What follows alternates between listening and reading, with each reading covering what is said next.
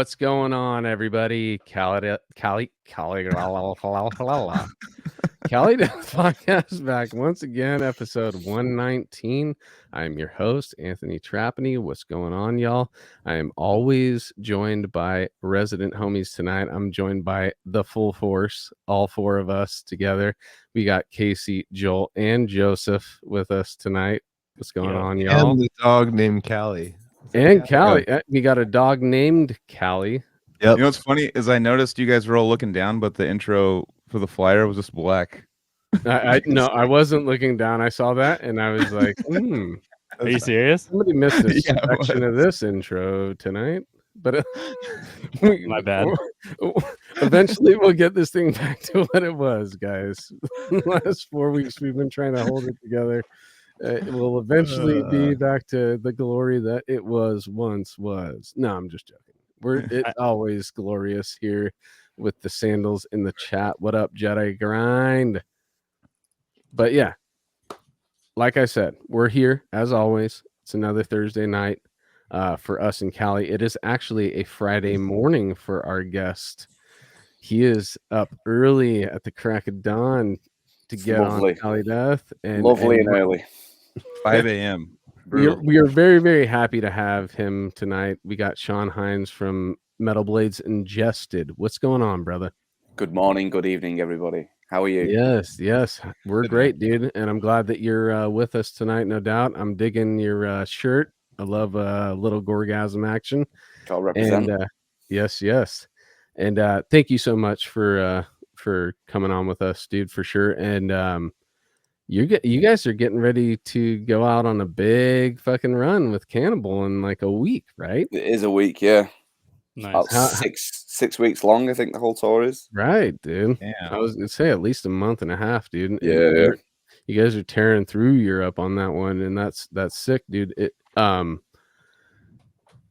I enjoy that, and I want to get into that because that's like where we're at now. But obviously, like before we do the timeline and all that, we got to do the plugs. So let's do the plugs real quick. Boom. Battleforgecoffee.com, as always, up top. Our homies in Deeds of Flesh, giving you that coffee, grind that shit up, drink it, and feel fucking technical and brutal while you're drinking it. And buy a shirt or a mug while you're there too. And then come to twitch.tv/Cali Death Podcast if you want to be here for the live shit. We're doing it live every Thursday night, roughly around 7 p.m. Pacific time.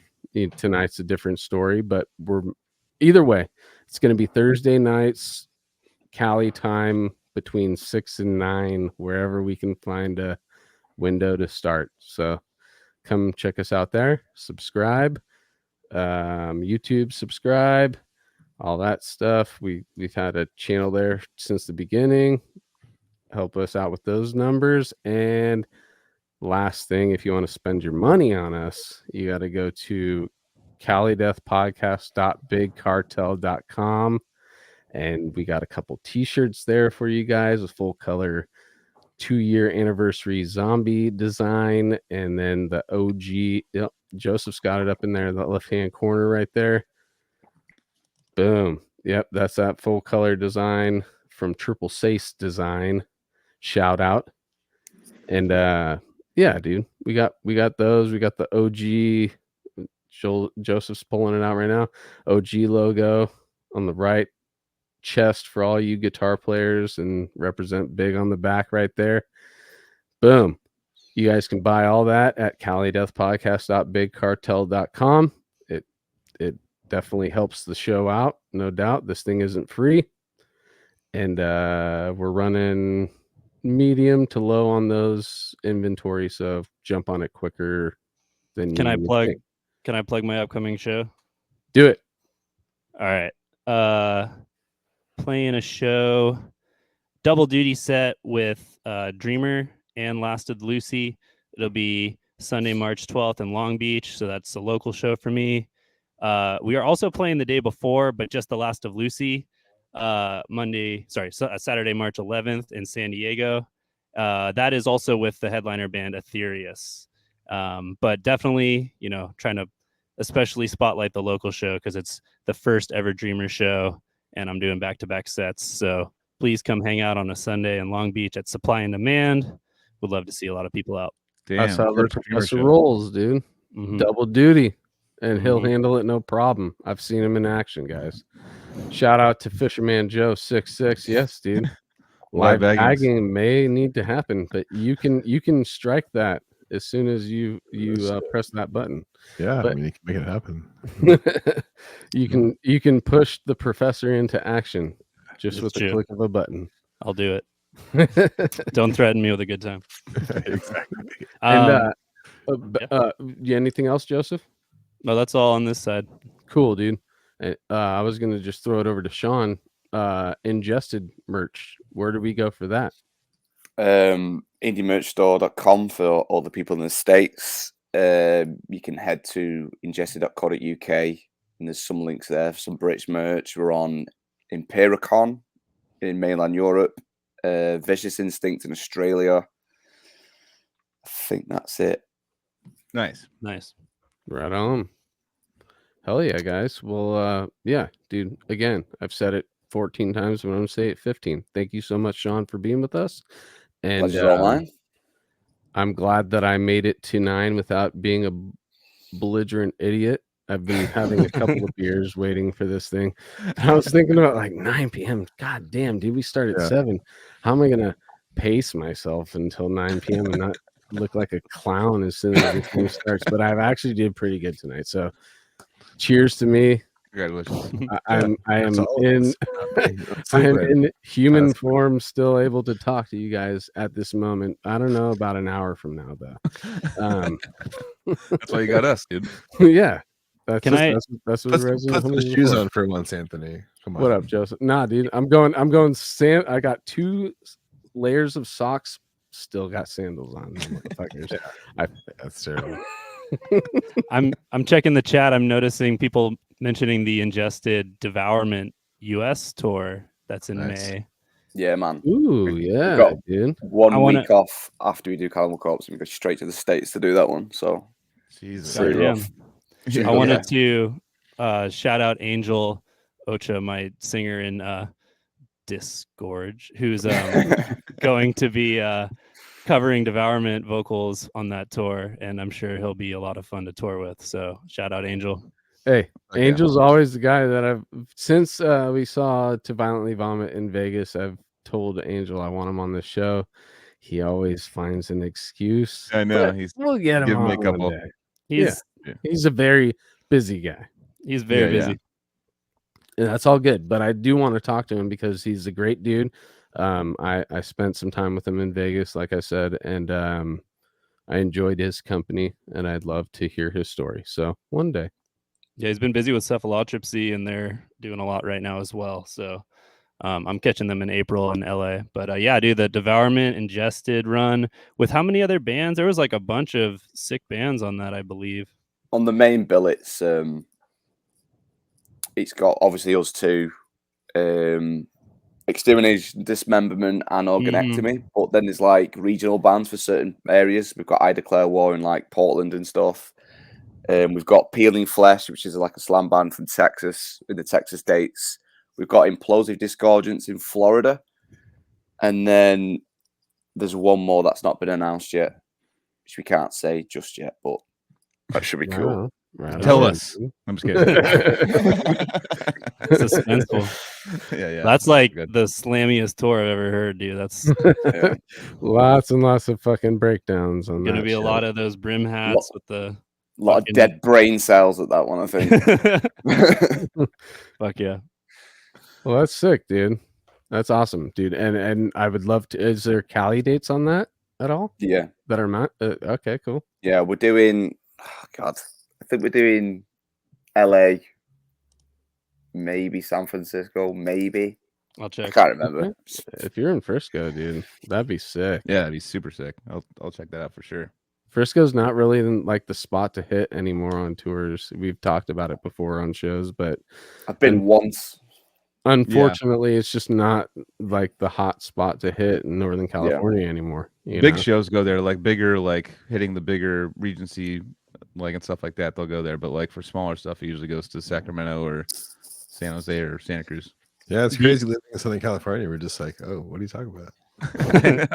Well, I mean, it used to be like that for me, though, too. If it's San Diego and it's not LA, then you gotta but Frisco drive. never. It doesn't come to San Diego ever. Like it's always yeah. That's LA yeah, or big by Irvine, big. or I mean Orange County, LA. It's like, Well, this one is actually Anaheim Chain Reaction.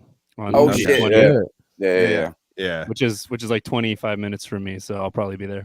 Hell yeah. So I could go to Disneyland and go see Ingested. there you go. There you I go. wanna Fuck go. yeah. Yeah. And One's me. going to be considerably more cheaper, so you know. Most definitely, Install it in especially there if you've been because- watching recently, dude. Yeah.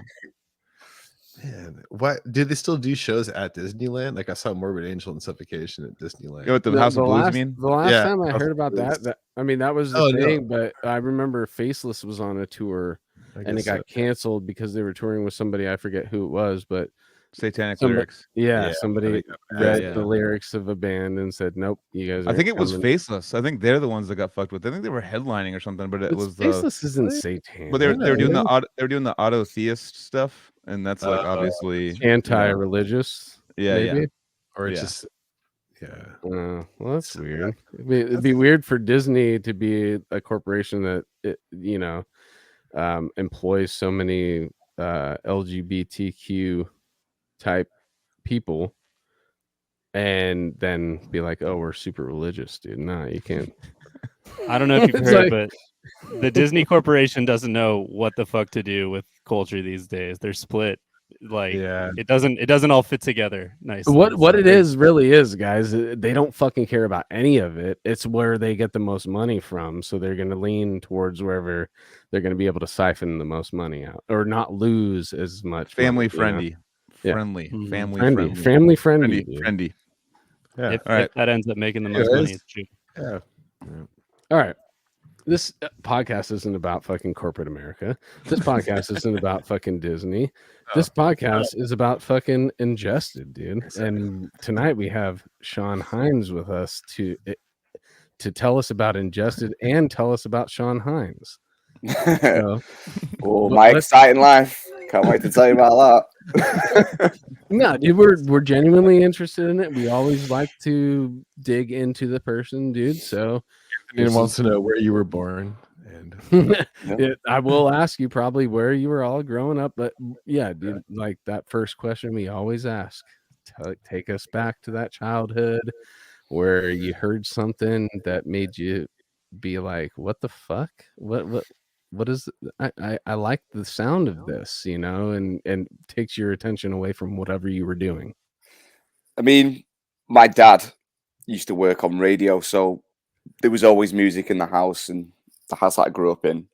And he always had a massive stereo system and just CDs and records everywhere. So I'd just like take it upon myself to just listen to stuff and figure it out, that kind of thing. So I don't know, my earliest musical memories is like Michael Jackson, Yeah.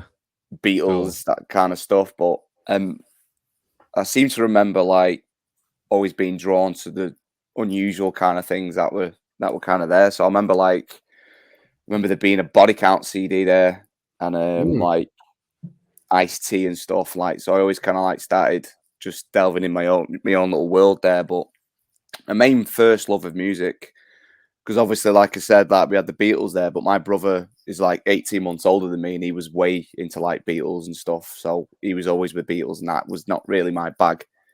And my mate at school had an older brother, and he gave me a tape, which was the Prodigy. I don't know if you're familiar. He's like a dance act from Yeah. Yeah. UK. So he Fire gave me- starter. Yeah, Yeah, fire exactly. fuck He yeah. gave me their first album on tape, and like I remember like putting it in and not understanding what I was listening to, but saying I loved it just because it was like, I found my own thing, and I was like 7 or 8, and I was like, check this out. So that was You're kind like, of Mom, check this out. Smack my bitch up. but that wasn't out at You know that who point. that This is is? like That's like cool too. 94, 93, Oh, damn. 94. Yeah. So like Yeah. Yeah. not even Jilted had come out, which is one of their like breakthrough albums. But Yeah, I remember going, Dad, I like this. He went, are you sure? And yeah. So he just got every single that was out at that moment in time and just gave him to me. I had a pile of Prodigy stuff. So that was like my first love for the first what period. was the remember one with the crab on the cover? That's what he's talking Fat about. of the Land. That's like yeah, 90, that was the one I had. 97. Yep.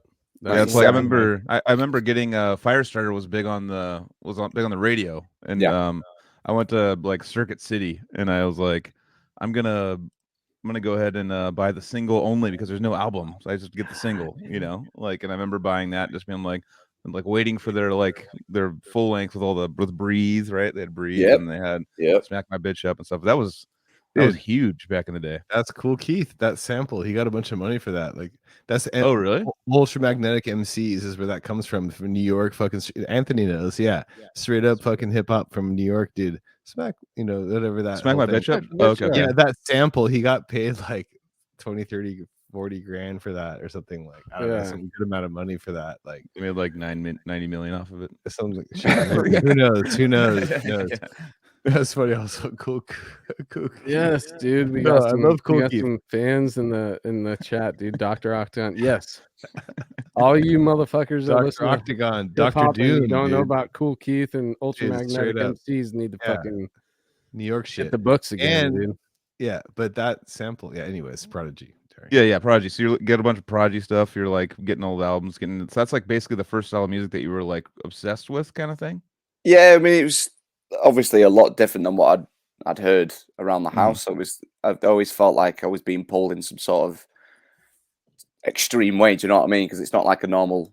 It's not a normal band for an 8-year-old to be obsessed about. But it's definitely aggressive. Yeah, but my dad took me to one of their gigs in Blackpool, and I was like by far the youngest person there. I think back to it now, I'm like, I don't actually know how he got me in because it was a big like pill culture back then. Like there's a lot of drugs flying around, and so I guess it was the 90s. It's like no one cares. It's like cool, whatever. But yeah, I remember that, man. But yeah, I mean, I'd just pick up certain stuff. Obviously, my dad had an ear for stuff, and he go, well, he clearly likes weird shit. So I'll just, what do you think of this? What do you think of that? So like the earlier CDs I actually remember, which flipped me towards metal as well, was I had a promotional copy of Astro Creep 2000 White Zombie. Nice. Oh, so I remember jamming that, and I remember there was he had a Kerrang CD. I think again around 94 that had like Body Count. This is still your brother that you're talking about? No, this is my dad feeding me all this stuff. Oh, it's your my dad. brother was my brother. Cool, yeah, my brother was off doing his own thing, man. 18 months ahead, and he's already feeding you shit like. No, I just didn't want to get on board with what he was into because Oasis was big for him as well, and it's like, I know I needed something a little more different, but yeah, man, there was. I said, baby. Exactly. But yeah, it was cool, man. You heard that in your next room, you're like, nah, fuck that, dude. No. I'm good. Nah, I like Oasis, but I wanted to have my own thing. Do you know what I mean?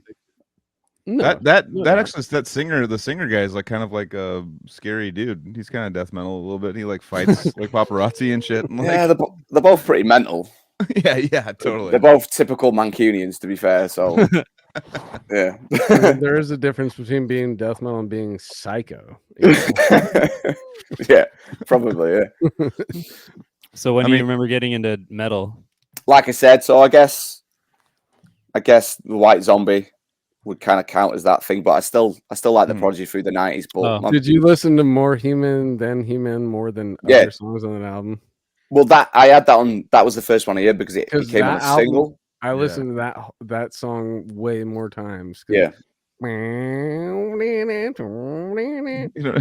had that shirt. Man. It sounded more like Les Claypool. Yeah.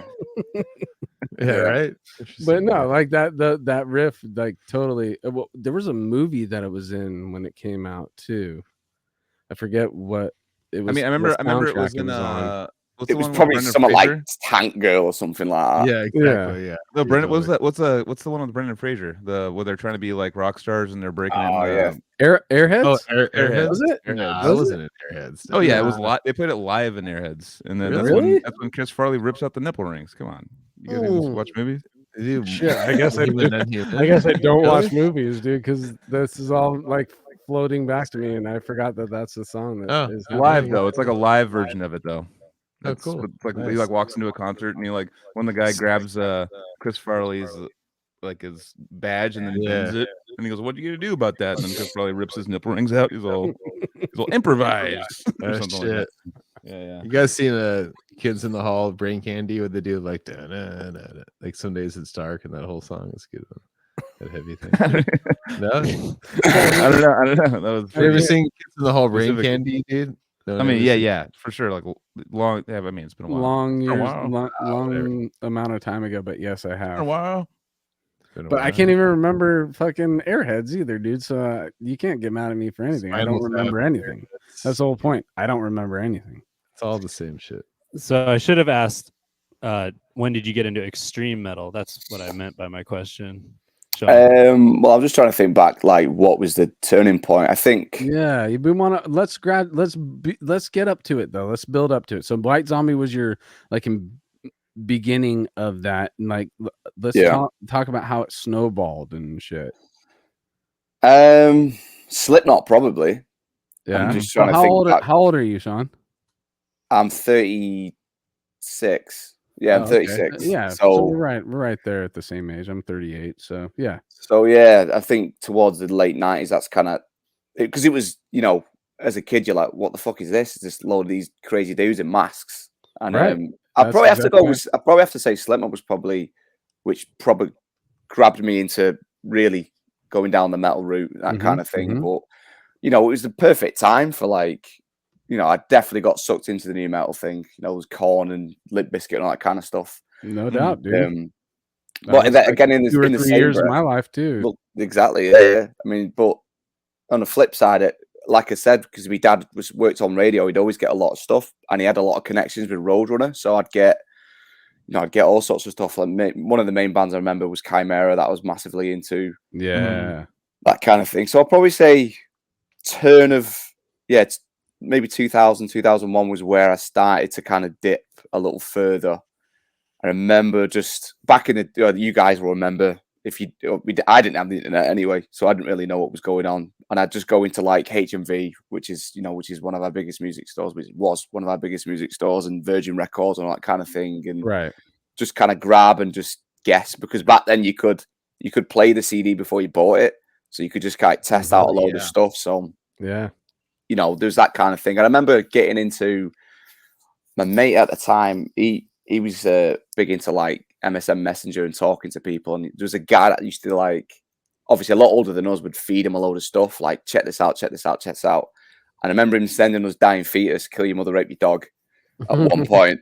I was like, what the fuck is this? I know. This is great. You're introduced to so many levels of things that you've never even seen. Yeah. There's a song called Kill Your Mother, Rape Your Dog, dude. My head was blown. And it was like fucking less than 2 minutes long. I was like, this is crazy. I know. First, you just see the song name, and you're like, "What the fuck?" It's like what grabs you. It's like with I'm wearing a Deicide shirt. I remember seeing Deicide, and the one song that got me like that was "Kill the Christian." I was like, Jesus Christ! It's like it's going right for it, man. Like it's going like for really. Yeah, it's just like let's just go ahead and take care of this. Like, you gotta see what this is all about. Yeah, totally. And that's the same thing though as what you're talking about. Kill Your Mother, Rape Your Dog. Like there's like Slipknot songs where it's like Eyeless and stuff, you know, back on the first album and stuff, and then like all of a sudden you're just like jumping forward to like the most brutal name you've ever heard. You're like, I don't know if I want to listen. Shout out to that guy and guys like him though that are the older dudes feeding the stuff to the younger generation. Like, even though it is a song called Kill Your Mother, Rape Your Dog, and if you were from outside of our community, that would look like something probably more like criminal, but at least that song name is an older guy sending a younger kid something. At least it's not a backwards. I think that's the part of the joke of it. It's not like rape your mother. No, I know, but I'm saying if fucking Karen, the Christian lady, saw her son get a message from some guy on MSN and said, "Check out this song, Kill Your Mother, Rape Your Dog," like that would start some serious shit in that household. But I'm saying from my point of view is it's just a dude who is from the older generation passing the torch down to the younger generation to keep this thing alive, dude. That's really what it's all about, dude. He is doing his part to make sure that this art form isn't forgotten, even though it's never going to be forgotten, because it strives to always stay afloat. But I'm just saying, like, part of it is those older dudes that are saying, hey, younger kids, check out Dying Fetus, you know. Yep, it's like a one-up thing. Yeah. No, it's not even a one-up thing. It's just passing it along, like making sure that the younger kids don't forget about this extreme shit that he's into. But if you're into Dying Fetus and then you have the younger person's listening to Slipknot, you're like, bro, like, I got this thing for you. Listen to this growl, bro. Yeah, I know. And like, everybody's first time they hear John Gallagher on vocals, you're just like, what the fuck? My life has changed again. Yeah. When I see Joel's shirt with like the Deicide logo, I'm just like, okay, what's underneath? Like some like joke, like it's like a banana and like a Britney Spears or something. Once Upon the Cross like reissue, I just saw it. It's like a legit shirt. Yeah. Gotcha, I got another one coming. That's I already told everyone, but it's the fucking vulgar display of power. It's vulgar display of power, and it's got him, that the cover with him getting punched and stuff. And it says Smash Mouth. And then I had to order it immediately when I saw it, because this company does it like where it's only sold for an hour and then they stop sales. Yeah. And it's just all somebody once told me is the album title. And I was like, just get it, dude. Is that like a Meth Syndicate shirt or something? Yeah, it's Meth Syndicate. Yeah, that's exactly what it is. I know those guys. Yeah. Every time they like put something up, I'm like, I think they got me first with Tom Hanks is pissing. And just like different. Yeah, man. I was like, what the fuck is this company? This is fucking hilarious. Fucking amazing, that shit, man. I wore it around Psychofest in Vegas, and I got stopped like 50 times. People going like, that's fucking hilarious. I'm like, right? But then I was tired of talking about it. I'm like, I'm gonna go put on a death metal shirt, dude. Amazing. But anyway, so Slipknot and stuff like that. Yeah, you get into like kind the of the new metal phase that we all went through. Yep. I don't think I really knew what I was doing in terms of, there wasn't like, I didn't gravitate towards a particular scene because I didn't understand what that was. I was just listening to music. But I kind of remember like grabbing a Contaminated CD, which was a Relapse compilation in the early 2000s. And it had like, that opened it up. I was like, okay, Suffocation, Pig Destroyer, Nile, Skinless, Cephalic Carnage. Great, there was a double disc sometimes. Yeah, this one was double. Dude, you got at least 2 songs from each band that was on that thing. And it was just such a giant dump of information when it was wild. And it was such good information for us metalheads who were just hungry all the time, dude. Yeah. Hungry all the time for new shit. And those they tap that vein very nicely with those compilations, dude. So with that, I was straight attached to the label then at that point. So I kind of I think I kind of started to understand that, I like all these bands, they're related with this label. I wonder if there's more that are with a different label kind of thing. Yeah. So like, what about like the more experimental side of Relapse? Like what's your experimental aspects of Relapse that you like? Like one of my favorites, Dillinger, probably. Dillinger, Cephalic, yeah. Exit 13, to take it back to the earlier days of the record label. But yeah, by the Sun. I'm used to that really by the Sun. Everything we just mentioned though is the perfect example of to show you what Relapse is all about. They are an expansive library of what's bubbling underneath, that what you just dig underneath the dirt a little bit and you'll find all this crazy shit. And actually you don't even have to dig that far, because we're going to give you a double disc. We're going to give it to you right on the surface, dude, and we're going to show you everything that if you just dig. Did they have the death? Was it out of death metal magazines and shit? Because I know that like there'd be like, before I went into death metal, there was metal magazines that had at the very end had a little compilation thing. Was the Contamination the same way, or was it just a random compilation that was sold separately? I think it was sold separately, right? Yeah, and it was cheap. Yeah, I picked mine up at H&V. It was actually sold in stores.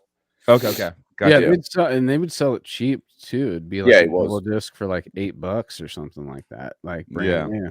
Because they obviously just wanted it out there. And a guy like me, it worked perfectly because I purchased albums from multiple bands on those compilations, you know. So that way of business before the internet was definitely the way to go. So I remember spending like $30 on albums sometimes. Yeah. Like it was like back in the day, it was like when CDs were so, I mean, I guess I wouldn't say new, but just like in their height. Like it was like I would go, oh, the new release at Sam Goody, it's like it's $24.99, something like that. And I'd be like, okay, well, I guess I really need this. Like this 311 album, I need this right now. And but it would be like you grow up and you get to like the Amoebas or the other places where they sell used discs and all that stuff, and you'd be like, all right, here's the discs that I want to trade in for $1 a piece. Yeah, did you guys have a buy and sell like used kind of stuff in UK? Yeah, there was one in Manchester that I used to go to called CD and Vinyl Exchange, and yeah, I got a lot from there. Man. There was a specific extreme section that I just take a punt for like fucking £7. Do you know what I mean? Definitely. Yeah, totally. That's like, I mean, that's what you do back in the day. It's like you'd buy, you take a bunch of risks and stuff, and if you don't like it, then you're like, whatever, I'll get like a 10th back for this, but I'll take a bunch of them back, and then I'll get one other one, and then it's like a constant like pre-Napster kind of thing. Yeah, but there's a high to it, dude. It really is a drug, because you would go to these places and you would have your list. Here's a list of things that I'm going to be looking for.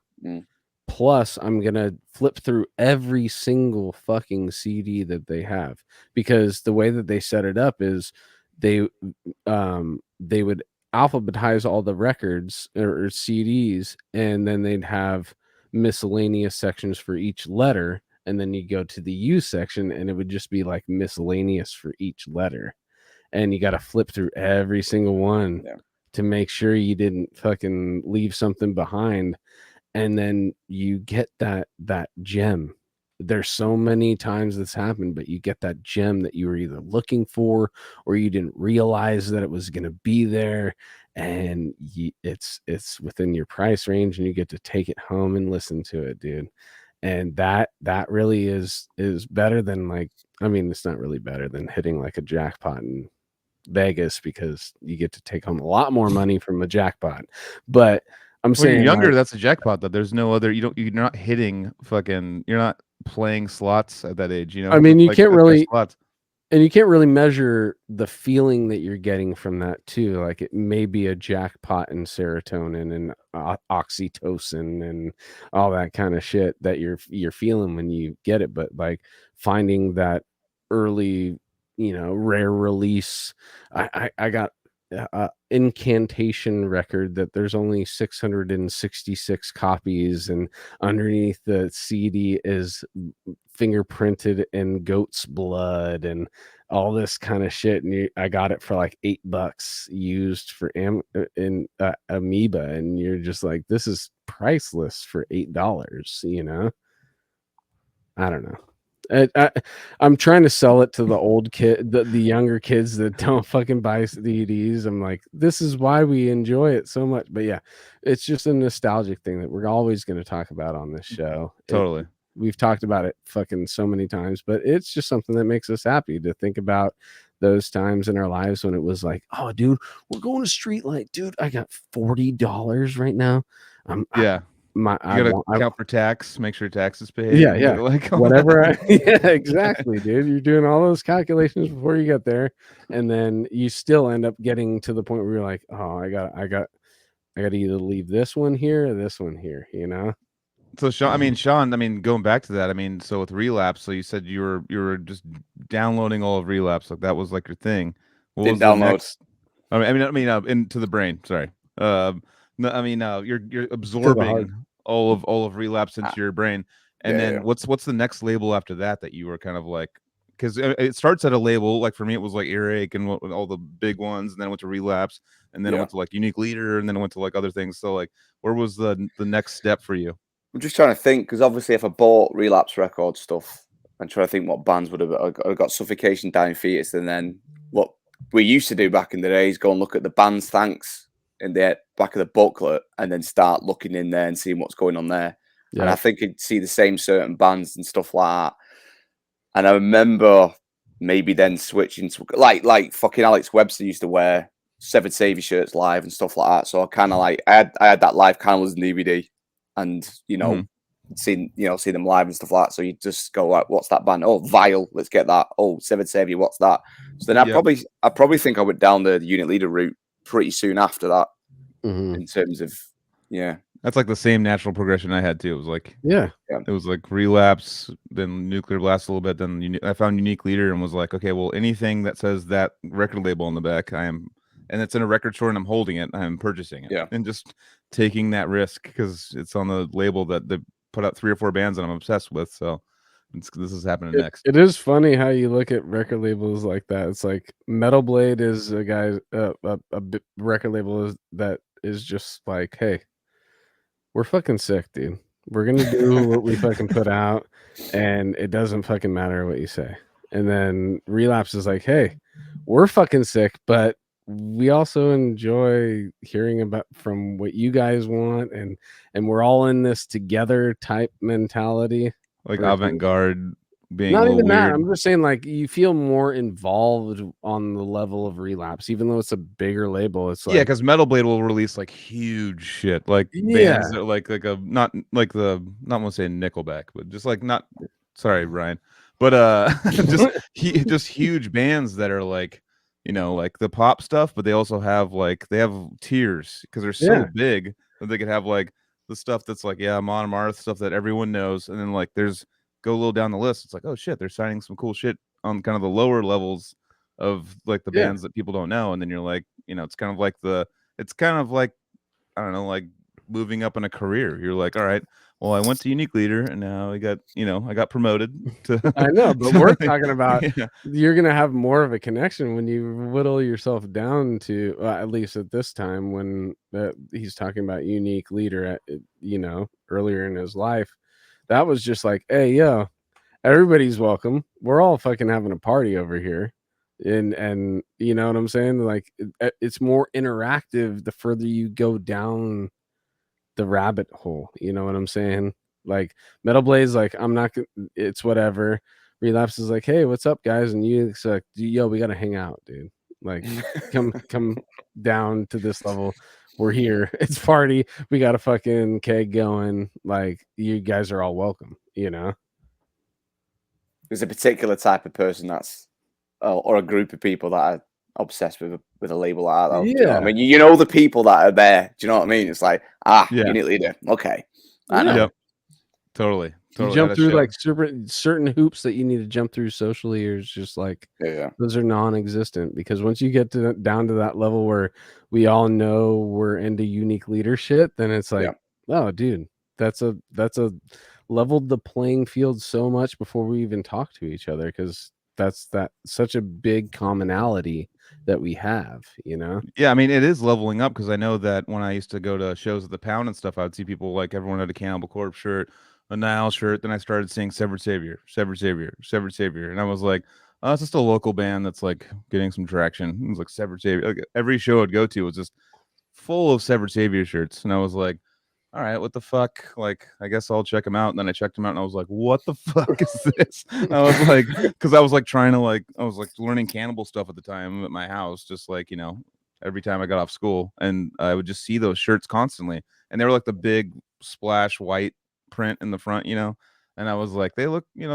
pretty cool, but it doesn't look professional yet. I'm not going to give it a time of day or something. I don't know. I had like my own assumptions I was making about it. Then I heard it and was like, okay, well, that's actually led me into Unique Leader. I was like, okay, well, this is a local San Francisco band, so obviously everyone's got the shirt, so I get it. But like, once I heard it, I was like, and they said technical death metal was the first time I ever heard that coined on their website, and I was like, technical, okay, well, let's keep going. And then like Unique Leader, I saw the logo on the back, and then I was like, all right, I'll check that out. And then Spawn Up Possession, and everything started hitting from there. It was like, dude. So wait, I didn't know that Severed was your introduction to down that rabbit hole. I'm pretty sure, because I would go to shows at the Pound all the time, and we'd go to see like Cannibal Corpse or Nile or like the Morbid Angel, stuff like that, and everyone had Severed shirts on. Not everyone, but a ton of them. I would see them everywhere, and I was like, huh. And I just went to the internet and was like severedsavior.com or whatever, because they had their own domain at the time, and it was fucking like insane. I was like, this is like a band from around here. This is fucked up, dude. I don't think I'm ever gonna be in a band. This band's like already crushed everything. This sucks. No, but, yeah, you know what I mean. At you now, kid. I'm wearing a DSI shirt, got some titties. So let's get back on Sean again. All right, so that was unfolding for you. You were falling quicker down the rabbit hole than you thought you were going to be once you got the itch for metal, right? Because that's how all of us really felt it. Like once it grabbed a hold of us, that effect of just like swan diving into it all and just letting it take you. That's kind of what happened to me, at least. Once I was fully into it, dude, I was just like, dude, I'm a metal kid. Boom, and just jumped into the fucking ball pit and just let it engulf me, Yeah, the elitist hat kind of came on early at that time as well, which is, I think we all go through that a little bit when we're younger and stuff like that. Like we've got this sense, oh, we're better than you. You like this? I like this. This is way better than what you're listening to. Yeah. So I was kind of stuck within that thing there. Once Unit Leader door opened, I was like looking at Unmatched Brutality records and I was just in the underground scene. Then I was just stuck in. That's all I wanted to listen to and consume. That's brutal. And what age were you? Stuff. Sorry, Joseph, go ahead. Oh, I was just saying, like getting into more like as brutal as you can go. That kind of elitism. Yeah, pretty much. So, how old were you at that time? Would have probably been 18, 19, somewhere around there. Mm-hmm. So, when did playing an instrument come in? Well, my brother always played guitar, like I said before. He's into Oasis, Beatles, so he always had a guitar in the 90s, just jamming chords and stuff like that. And I just did not give a shit, did not care about it whatsoever. I remember my dad trying to approach me numerous times over the 90s, do you want to play bass? Do you want to play this? Do you want to try this? And I was like, no, I just want to play guns and play my Nintendo. I don't care. Yeah, that kind of shit. But well, obviously, once I started getting into metal, and I said more specifically around the new metal phase, where I was like, yeah, I think I want to do this. I want to try and do this. So I ended up buying a bass off one of my friends in my school. So I started off in bass, and I had a friend across the road where I lived, which eventually became the Ingested guitar player. And me and him just used to jam. He played guitar, I played bass. And I think back now, and like we were in the completely wrong tunings because I had a 5-string bass, so it was at least in B, and he had a 6-string guitar, which was probably in drop D. And like we didn't have a fucking clue what we were doing, man. We were just trying to figure it out. Yeah. No, totally, dude. I mean, I love that. For a couple of dudes to have the drive to get together and make music before they even know how to make music, that's actually exciting sounding, Yeah, it really is, because it's guys that have they have the drive to do it, but they just don't have the skill yet, which I would rather have the drive first than the skill first, right? Yeah. Yep. Because if you have the skill first and you don't have the drive to use the skill, what the fuck does the skill matter? Yeah, I mean, anything we created back then was utterly diabolical. It was awful because we didn't know what the fuck we were doing. I didn't learn to play guitar or bass. I mean, the guy that our ex guitar player Sam, who I grew up playing with, he had a few lessons in school, but it's not like we were trying to do anything fucking mental. You know what I mean? Yeah, you're just trying to fucking get abrasive and get aggressive together, and just trying to play corn riffs for fucking 3 hours. Yeah, totally, dude. But that was your first forte in working with another human, and like everybody's gotta have that.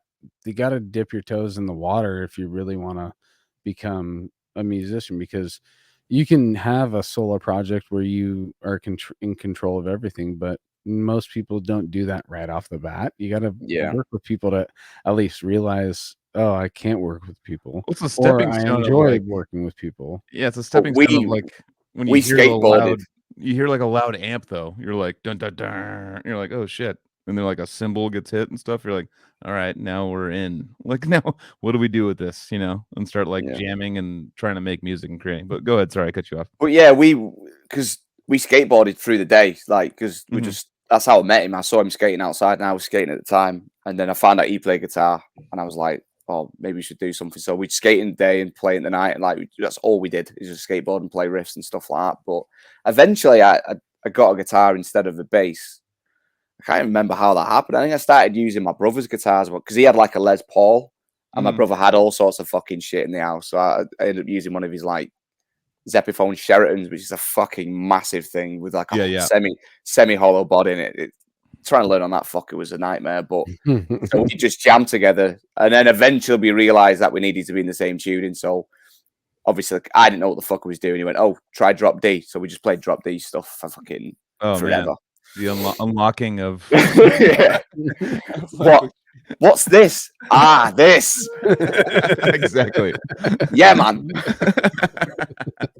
Man. That's huge. That's always huge. You can be like, oh shit, I could just like fucking gonna be like all these chords all quick. Why isn't everyone doing this? I don't know what the fuck is Oasis doing, dude. What are these idiots doing, man? Jesus Christ. So yeah, that was probably around. I was still in school, so we're talking 2001, 2002, maybe. Yeah, I think I'm just trying to think how I ended up getting any further in there. I think towards the end of school, I got my own guitar because my dad had like because our guitar player had a Gibson Les Paul. My dad had a Les Paul at home, but he just didn't want to give it me. I was like, all right, fine. He's like, I'll just get your own guitar. So I ended up getting a Jackson, and then I was like, yeah, metal, let's go. It had a Sustainiac pickup in it. Woo, what the fuck is this? Yeah, that kind of shit. But yeah, we tried to start, like I said, we jammed in his attic for so long, like just thinking we were the business, you know what I mean? And like we tried to get a band together with our mates around the area. And I mean, I can't even really call it a band. We attempted. And I had a guy from my school called Titch who like had this fucking like it was about this big, like an electronic like pad thing. It had 4 sample pads, and then you can plug in like these 2 little pads for your feet. So we had a kick drum and a fucking and a hi-hat, but you could wire the hi-hat to be double pedal. And we're like, yeah, let's do that. So we like this tiny little thing, like just jamming on that. But he used to play it with his heels first, so his heels would hit the pads first. It was all fucking weird. So we tried that. We tried like bedroom. We tried like bedroom recording for a bit. Our guitar player got a Tascam tape fucking recorder. I mean, my brother had one as well, but he got his own, and we just started trying to record stuff like that. I mean, it was fucking rough for a long time. Oh yeah, dude. But that again, that just talks about the drive that you're dealing with technology that you don't know how to use, but you have a vision, and you guys have this vision in your head, and you're trying to bring it to fruition as youngsters. I love that, dude. That's why I really do. I appreciate demo recordings more than most listeners, because I like to tap into what the people that I already enjoy from their later material. I'd like to just tap into what they were like as younger people getting to that point. You know, most people are like, oh no, I just want to hear the greatest shit that these people have ever put out. But I'm like, I just want to see the whole process, because if this is so great, to me, it's interesting to hear, the steps to get to that, So hearing high school recordings and demo recordings, I enjoy that a lot, dude. So hearing this stuff, what you're saying, actually would be entertaining to listen to with you, because you could be able to be like, oh, dude, this is what we were using. This is what we were trying. This is the bands that we're listening to. And I can be like, oh, I don't even know if any of that survived. I don't know if any of that stuff survived. The stuff I do remember that we had was we ended up. I think we realized the people that we tried to. It's always me and the guitar player. We always kind of stuck together and like tried to invite people in and just trying to get the thing to work. And at this point, we ended up going to college. So we just finished high school and stuff. Started to go to college. And I remember we recorded a 4-track demo, which was just guitars, as in like, check our demo out. Do you play drums? Do you sing? Woo! Like just trying to get anyone to just get involved with it. And I remember trying to get a guy on board. He came to a practice. I mean, you call it a practice. He was like the notorious guy. He was older than me in college. He's called Death Metal Dave. So you know he knew what's up. This guy knows the shit, man. You gotta trust a Death Metal Dave. He had a leather jacket with some patches on it for sure. He didn't. He had a long leather jacket with no patches, but he always wore an Exhume shirt. He fucking loved Exhume. All right, I'll trust him just on that. And I was like, Relapse, yeah, I know about you. So he came to the attic practice and he just like singing for a fucking little tiny amp and shit like that. And it was just fucking, what the fuck is going on here? So that didn't work out. And then Sam had a guy that he used to go to school with who played drums, a guy called Gary. And that's when it started. That's when it's all right. We're actually jamming in a room with a drummer. I say a room, it was his front room at his fucking house, like a mile away from where we were. But he had a drum kit. We had little amps. Let's plug in and play. Let's go, man. And like, because we couldn't write songs and know what the fuck we do, we kind of like, we're more like a grind band. Like the song's like a minute and a half, like, you know, just fast little things. Like, and that was kind of the beginnings of stuff. Hell yeah, dude. So, and then from those recordings, do you feel, oh, we're a fucking legit band now, guys? Let's book some shows, guys. Come on. There's a bit to go yet until we were show worthy, and that's a stretch, man.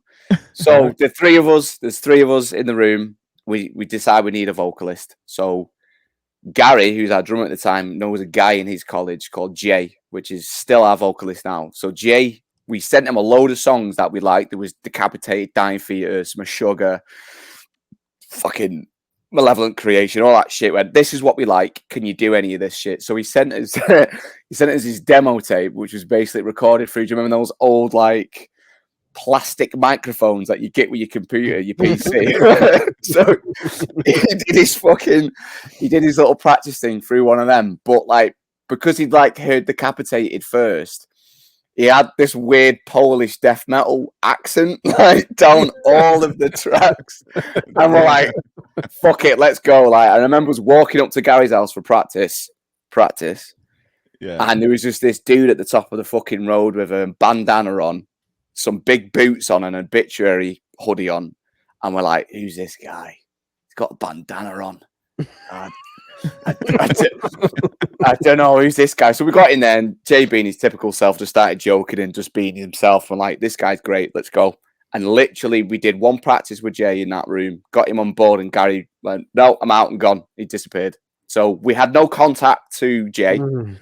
Like, the guy wouldn't pick up his phone anymore, because back then we didn't have mobile phones. It was his house phone. It's like, if Gary's not in, he ain't in. That's it. Yeah. The guy was gone. He was off the fucking beaten track. Like, we had no idea what was going on. So anyway. So wait, you didn't trust the bandana. Somebody said trust the bandana, and then the trust. Well, the personality spoke for itself when we got in there. The guy was funny. He was on the same wavelength. Do you know what I mean? He was like, right, let's go with this guy. This guy's great. And then obviously Gary leaves. I'm still in college trying to get it. Well, I'm trying to find a new drummer at this point. I'm like, right, we need a drummer. Me and Sam still need to carry on and do this thing. And I met a guy called Alistair who had a fucking huge Tama kit. It was like double pedal, all this kind of stuff. And I was like, right, let's try this. So he came in the fold. Randomly, we went out on a night out in town to a club, and Jay was there. And we hadn't had a number for Jay or, any contact with him. And I was like, no fucking way, he's here. I was like, he's like, oh, so what happened with Guy? I don't know. He didn't give us your number and nothing. He's like, are you still doing it? I went, yeah. Do you still want to be the vocalist? He went, yeah. He went, have you got a drummer? I went, yeah. It's that guy over there. He went, the fat guy. And I went, yeah. He went, sick. There's a fat there's a fat guy in Dimmy Ball game. We're going to be amazing. I was like, yeah.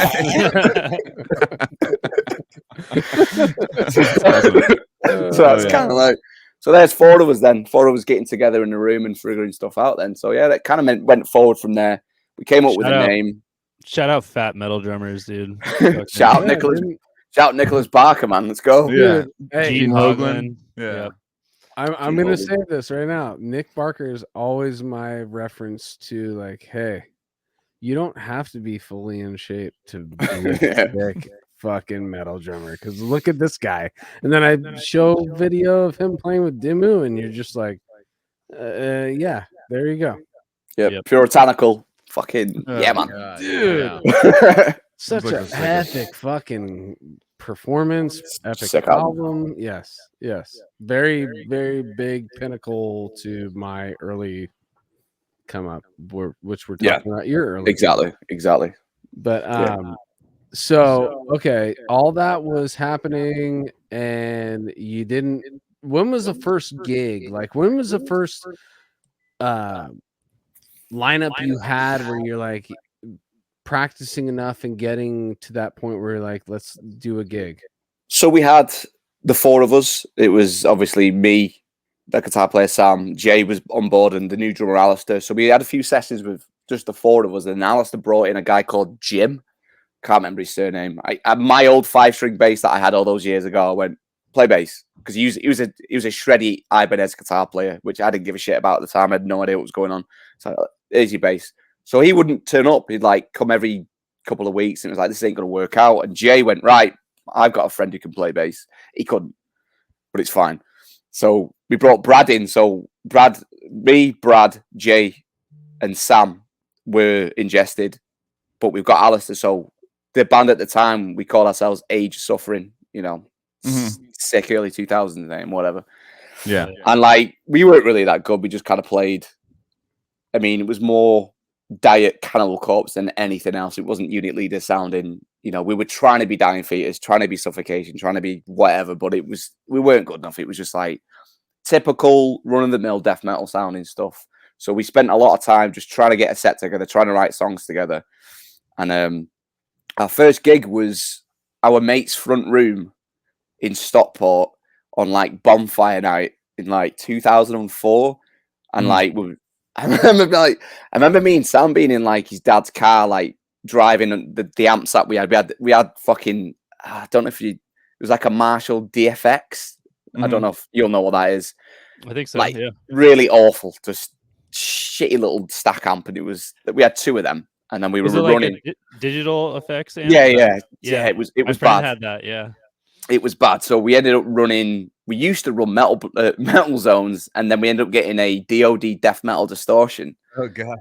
That's where our killer tone started then. So we had a DoD death metal going into a Marshall DFX. So we had that shit running. So you can imagine what our first gig sounded like. Yeah. So we just put Alistair in the corner of his front room. We had our Marshall DFXs, and she had like this one monitor with his vocals, and that was our first gig, man. And we played twice, mate.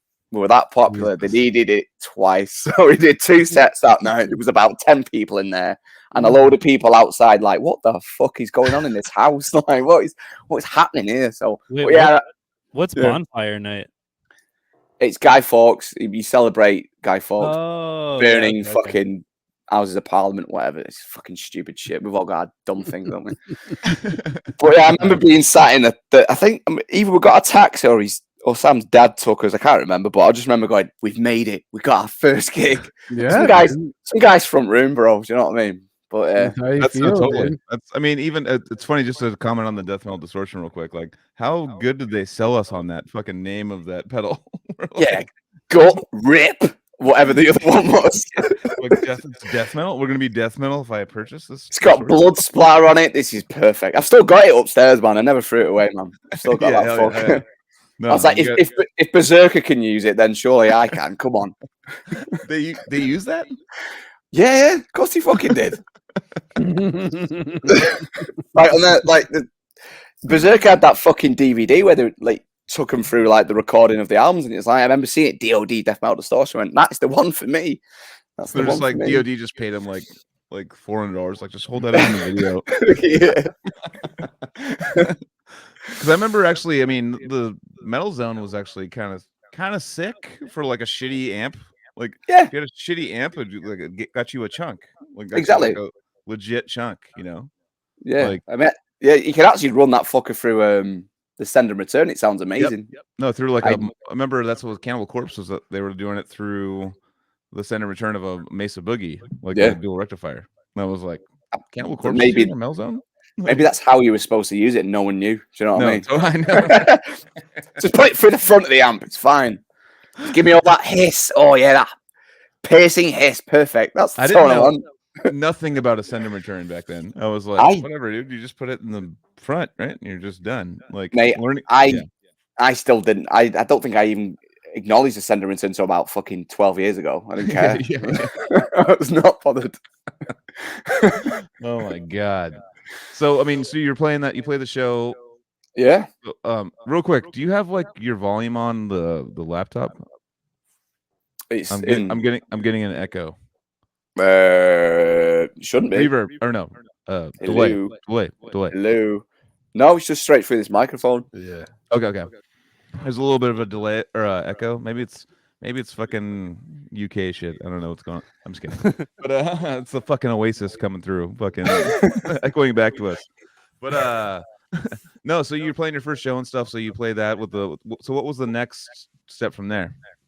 There was a student. Well, I think we ended up joining. There was other bands that we kind of started talking to online. There was a band called what the fuck were they called? It was an awful name. I can't remember. What doesn't matter. We did 2 shows with them. There was one in Stockport again, which was local to us, and then we played in maybe Southport, which was like near Liverpool. But we also did one in the Students' Union. So we ended up just like there was finding local bands that were big. I'd say bigger than us. It didn't really matter at this point. They put the show on. We played with them, and that's kind of what happened. So we kind of like started getting contacts. So we did a couple of really local shows. I mean, bands don't play Stockport. I'm just gonna let you know that that's a weird place to start.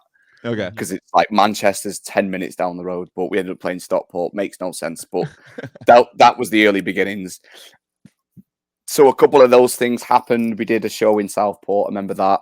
And then we kind of started going to all the underground shows that were put on in a club called Satan's Hollow. I don't know if any of you have made it over to the UK and played that venue, but it's like let's play the Underworld. That's all I've ever played.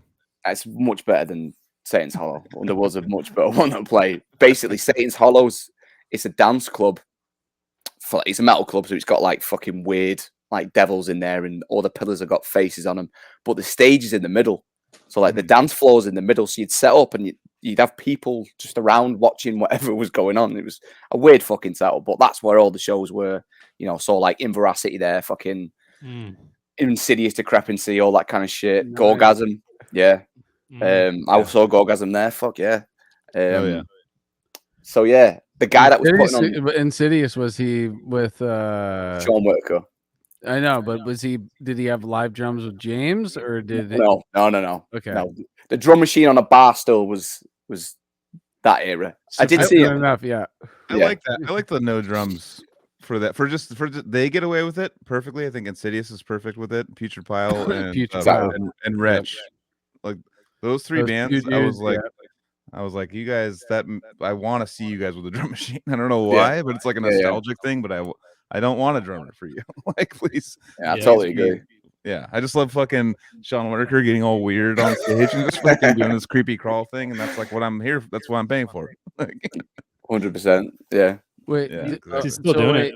I'm watching the comments. Jedi Grind. So was that the time that you were playing with Gorgasm? That's when Sean would have seen you. That's what he says. Yeah. Oh, okay, sick. I mean, I can only think of one time that Gorgasm played Satan, so that must have been that time. I can't remember what the lineup would have been though. I think Gorgasm was headlining. I can't remember. It was so long ago, man.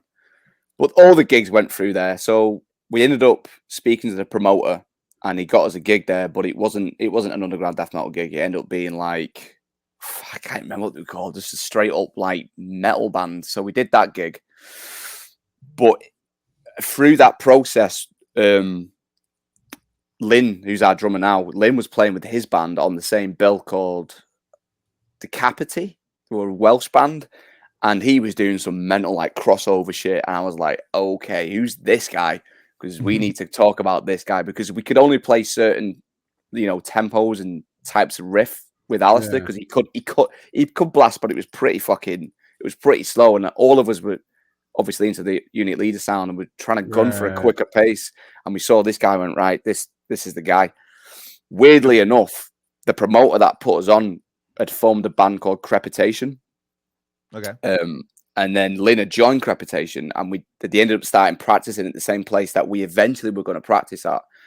So we ended up getting, the guy was like cool, because he was into Manchester bands. He said, look, I'm going to put a split CD together. It's going to be my band Crepitation, a band from Burnley called Castrated, who were like the death metal band in Manchester, and you guys can be on it as Age of Suffering. So we're like, okay, sweet, let's do this. So we ended up, I was at college at the time, but there was a studio at the college, and I ended up blagging some time there. It wasn't enough time to do an EP, Jesus Christ. I think we had like fucking 3 hours, and like in our heads we're like, yeah, we can do this. Let's do it. Fuck yeah. So we went down there, recorded the drums to no click. The guy was not tight enough for click. He wasn't tight enough for anything. So we got that back. We got the tapes back. I gave it to my brother. He put it into his Tascam, and we tried to record to it, and it was like, this ain't gonna work. This is not gonna work, bro. So we ended up like phoning the guy in Crepitation, the promoter guy, and I said, look, we need a drummer. Can your drummer drum on our EP, and we can get this going? And so I spoke to Lynn. He said, sure, let's do it. We ended up doing that. But he said, all my band members have left Crepitation, so if you get Lynn, then I want you. And I went, okay. So we ended up being in 2 bands together. Lynn and me played guitar in both Ingested and Crepitation.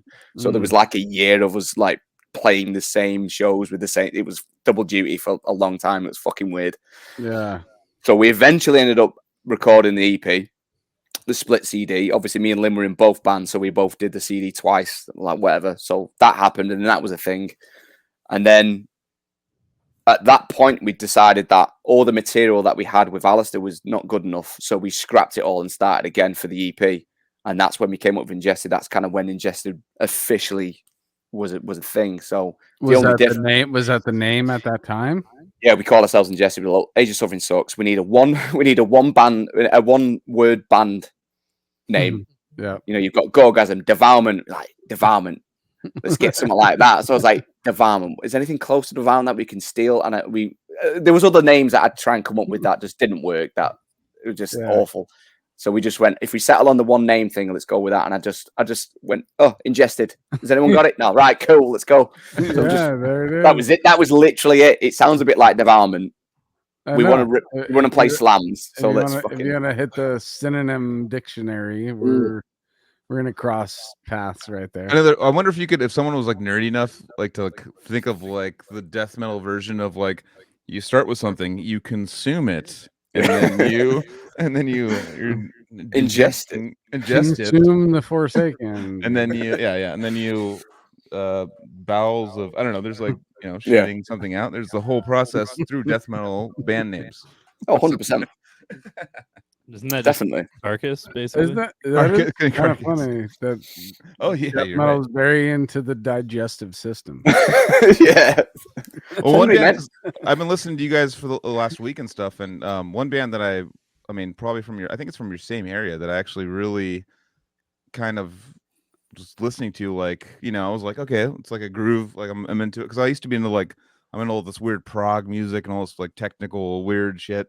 And that band Discarnate came. I mean, they're from your area, right? Are they not? They're from like UK or? Yeah, they're from Horsham. It's like it's not Disincarnate. It's Discarnate. Okay. Discarnate. I'm sorry, I fucked up. I think they were back in the day called Disincarnate, and they had to change it. And they went, it's not going to work. And then they changed to Discarnate, because I remember the early days. I mean, we've known those guys for a fucking long time, man. All that underground stuff. That's what I figured. I was listening to. I've listened to them for a couple years. Did a full listen to you guys this last week, and I was like, I could see they have to be bros, or like this doesn't make any sense. Yeah, because it's like the Santa Cruz scene was like all this kind of same style of technical weird death metal coming out. It's like all kind of close to each other and just like, isn't and I that was like, funny though? It's like yeah. Like a lot of people do like lump us into the same thing, but we all how we perceive it, we all had our own original like take on what was going on and at the time, like in your in that local, area. the area, Yeah. exactly. And you guys Yeah. are definitely have a more of a heavier. I don't even. There's differences that are more. How would you compare yourself to them? There's definitely differences that were like focusing on. You guys were like had heavier parts. We preferred and the more. faster parts. Yeah, too, I mean, double bass. Lynn was one of the fastest, which is Yeah. like at the time. There was him and there was Rushy who played in Garroted. I don't know if you remember Garroted. Oh yeah, yep. Oh yeah. Garroted, Like for pace, it was them two, and we ended up getting Lynn. So we already were above some of those bands in terms of speed because Lynn could do it. So we ended up, Lynn's like basic speed at the time was like 280. So we just start writing songs in 280, just fucking fly. So yeah, we definitely Discarnate had more of a groovy feel, but they weren't as quick. So we had, I mean, the backbone of our sound is Cali def. It's speed. We couldn't do the technical stuff because we weren't good enough in terms of the guitar playing and the odd structures and stuff like that. But we were definitely attracted to the speed of it, and then we wanted the heaviness of like Fetus, Devourment, Suffocation, slam riffs, and that's kind of what the sound was at the time. It's what we could play. So that's kind of where we were. No, definitely. Yeah, dude. It's so fucking sick to listen to. By the way, I was like, before I was working until probably 30 minutes before we started, and I was like, I'm just gonna throw it on again. And I was like, fucking working. It was like classical music. People like classical music to do their they have to like symphonies going so they can work or something. I was sitting there. I was doing this, and I was like, and type into a rhythm and shit. I was flowing. I'm on like the technology side of things, but I was like sitting there just like updating shit, and I was like, it just like had me in a flow, and I was like, I wasn't worried about what the other music that I listened to was just like, it's like, oh, that's in fucking 17/8 right there. I can, it's like I'm not like worried about that. We ain't that for a good time and a good headbang. That's all we've got for you, man. No, it was sick. Actually, right before I was just like, man, this is like perfect working music. Like I can just fall into a groove. Just it can be like something that just kind of moves me, and I don't have to like fucking like, oh whoa, they're doing like a flat thing. I don't know. I'm not like doing all that shit. It's that's like I don't even know what that is. That's one of the things that I felt when doing what Joel was talking about, listening to Ingested to get ready for this, because I will be full disclosure, I was not. I had heard about you guys. I'm naked from the waist down. I got an Ingested tattoo on my inner thigh. I'm letting it air out because if you let it touch other skin, it actually gets kind of infected and shit. So, no, but this week was one of those crams where it was, hey, Anthony, you haven't been paying attention to this band. That's the thing that I was getting from you. Like, you guys was, oh, there's something here that you, Anthony Trapani, would be into, and you haven't been paying attention. And when you're at our age now, it's a big deal. It's a big deal at our age. To be told in your own mind to pay attention to something like, oh, here, this is something that you will be interested in. And I have had a great time with you guys. Have put out a lot of fucking music, dude. Yeah. To be honest, I couldn't like hit everything across the board in the amount of time that I had, but I wanted to touch on the beginning, somewhere in the middle, somewhere in the end. And I had a great time with it, dude. I really did. And you can kind of tell that what I was going to was, there's a lot of bands that they can hit you in the slams, but they can't hit you in the other aspects, and when they come with the other aspects and try and front with it, then you can kind of tell you guys aren't really like on that level. You're trying to sound like you're on that level, but you're not. And with Ingested, I'm like, these guys are on any level you want them to be on? We didn't want like us. We were really attracted to the heavy side of stuff and slam specifically, but we didn't want the whole song to be a slam. Like there's a lot of bands like that can rely on that and it works well for them, but it sometimes loses the impact if you've got 3 or 4 riffs that are slam riffs. So like when we would decide to put a slam in, it was there for purpose, you know what I mean? So that's kind of, so we'd have to try to figure out what riffs we're going to do. So it's just always tremolo, fucking in veracity, rip off, fucking all that kind of shit. So it's kind of what we were doing. But what you just hit on was purpose, and what I feel that like we have an extensive catalog of Ingested, and we have to ingest it, and when we do, we come to realize that the newest album is right now honestly like the peak of you guys as musicians, because I really feel like you guys are finding something in this newest record that came out that you hadn't not necessarily, you may have touched it on previous albums, but I think that the way that you guys, and I know I'm fast forwarding when I'm bringing this up, but I'm just saying that I notice what you guys were doing in 2020 up until now. I know, I realized that you guys weren't lazy drinking beers at wake up, you know, and just lounging around the house until it was time to binge watch your show until you fell asleep. You know, I could tell that you guys were working. Yeah, we're pretty consistent with that. We do work really hard and always writing stuff. But yeah, I mean, going back to through the catalog, I mean, every album's got a little something added towards the toolbox, if you will, because it's like there's a lot of bands that I'm absolutely fine with keeping the formula the same. Black Dahlia Murder, there's a formula there. You expect what's going to happen. Cannibal Corpse, at the gate, Dying Fetus, Suffocation's never going to do a left turn, and I'm all for that. But for me, because each member of the band's got kind of we kind of veer off in our influences. So naturally, that's going to come in. You know, as long as the backbone of the band is a death metal band, which it always is, right? You know, we're not afraid to just tap into something each album, because I don't want every listener to be, you know, to get used to it. You know, sometimes it pays off, sometimes it doesn't. But ultimately, if we're satisfied with where we're going at particular time, that particular moment in time of writing stuff, then we're going to go for it and just going to go try and do it. You know, what fulfills us.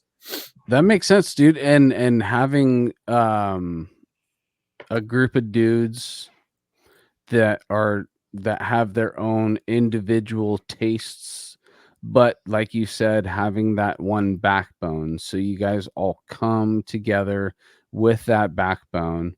And then if you can have a group like that where everybody is willing to hear and accept everybody's contributions, there is something that very interesting that could happen from that. Maybe it couldn't, you know, but it's just that climate of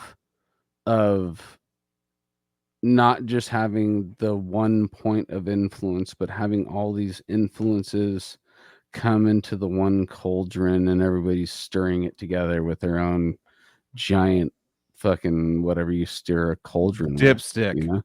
There you go.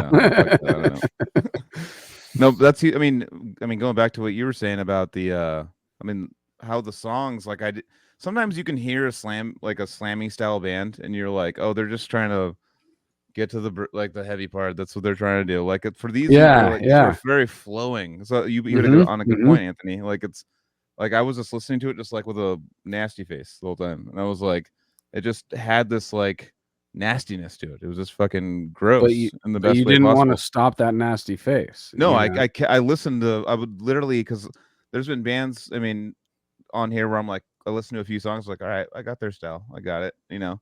But like these, I just put it on and I was working, and I was like, I don't want to stop this. This is like, it's smoothly transitioning.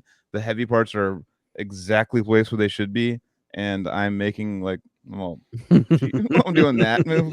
It's going. I'm like typing like, ooh, you know what I mean? And it's like, it doesn't feel forced at all. It just feels like that's the smooth style of what's supposed to happen. It's not like we're trying to get to the breakdown, dude. Let's get to the breakdown the whole time. It's like it's an aggressive piece of music with heavy parts in it that are coming when I want them to come, and that sounds sexual. But. Yeah, basically we're saying that Ingested has made us older guys not be bored with breakdowns because they're at the right spot, and you're giving us enough.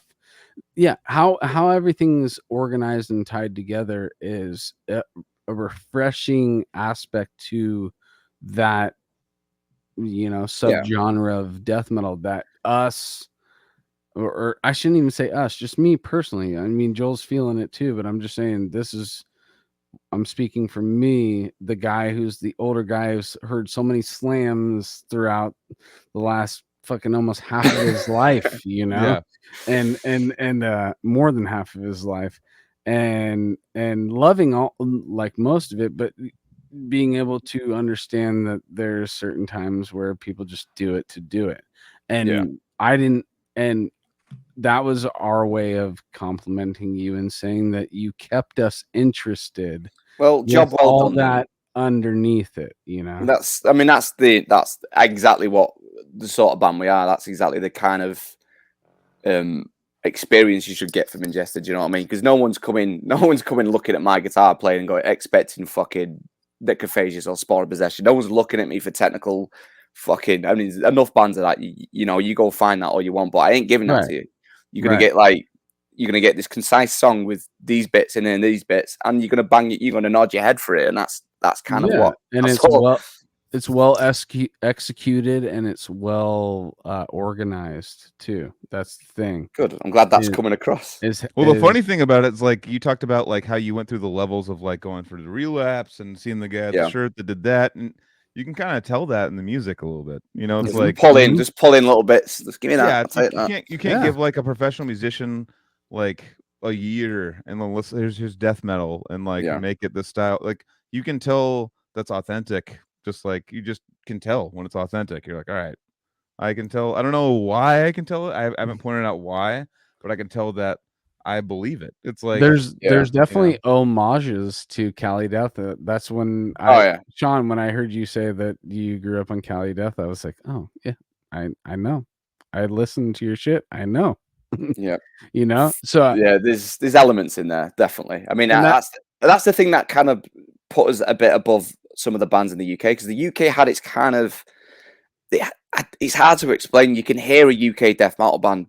There's something about it. There's either like a jokey element to like the lyrics, and there's a bit of a fucking, I don't know. Just to me, we always joke about it. It just sounds like British death metal, whereas we primarily stole from the US. We're like, this is better than what we've got, so let's take this instead and then do our own thing. Like for many years, I remember our first US tour, and people thought we were American.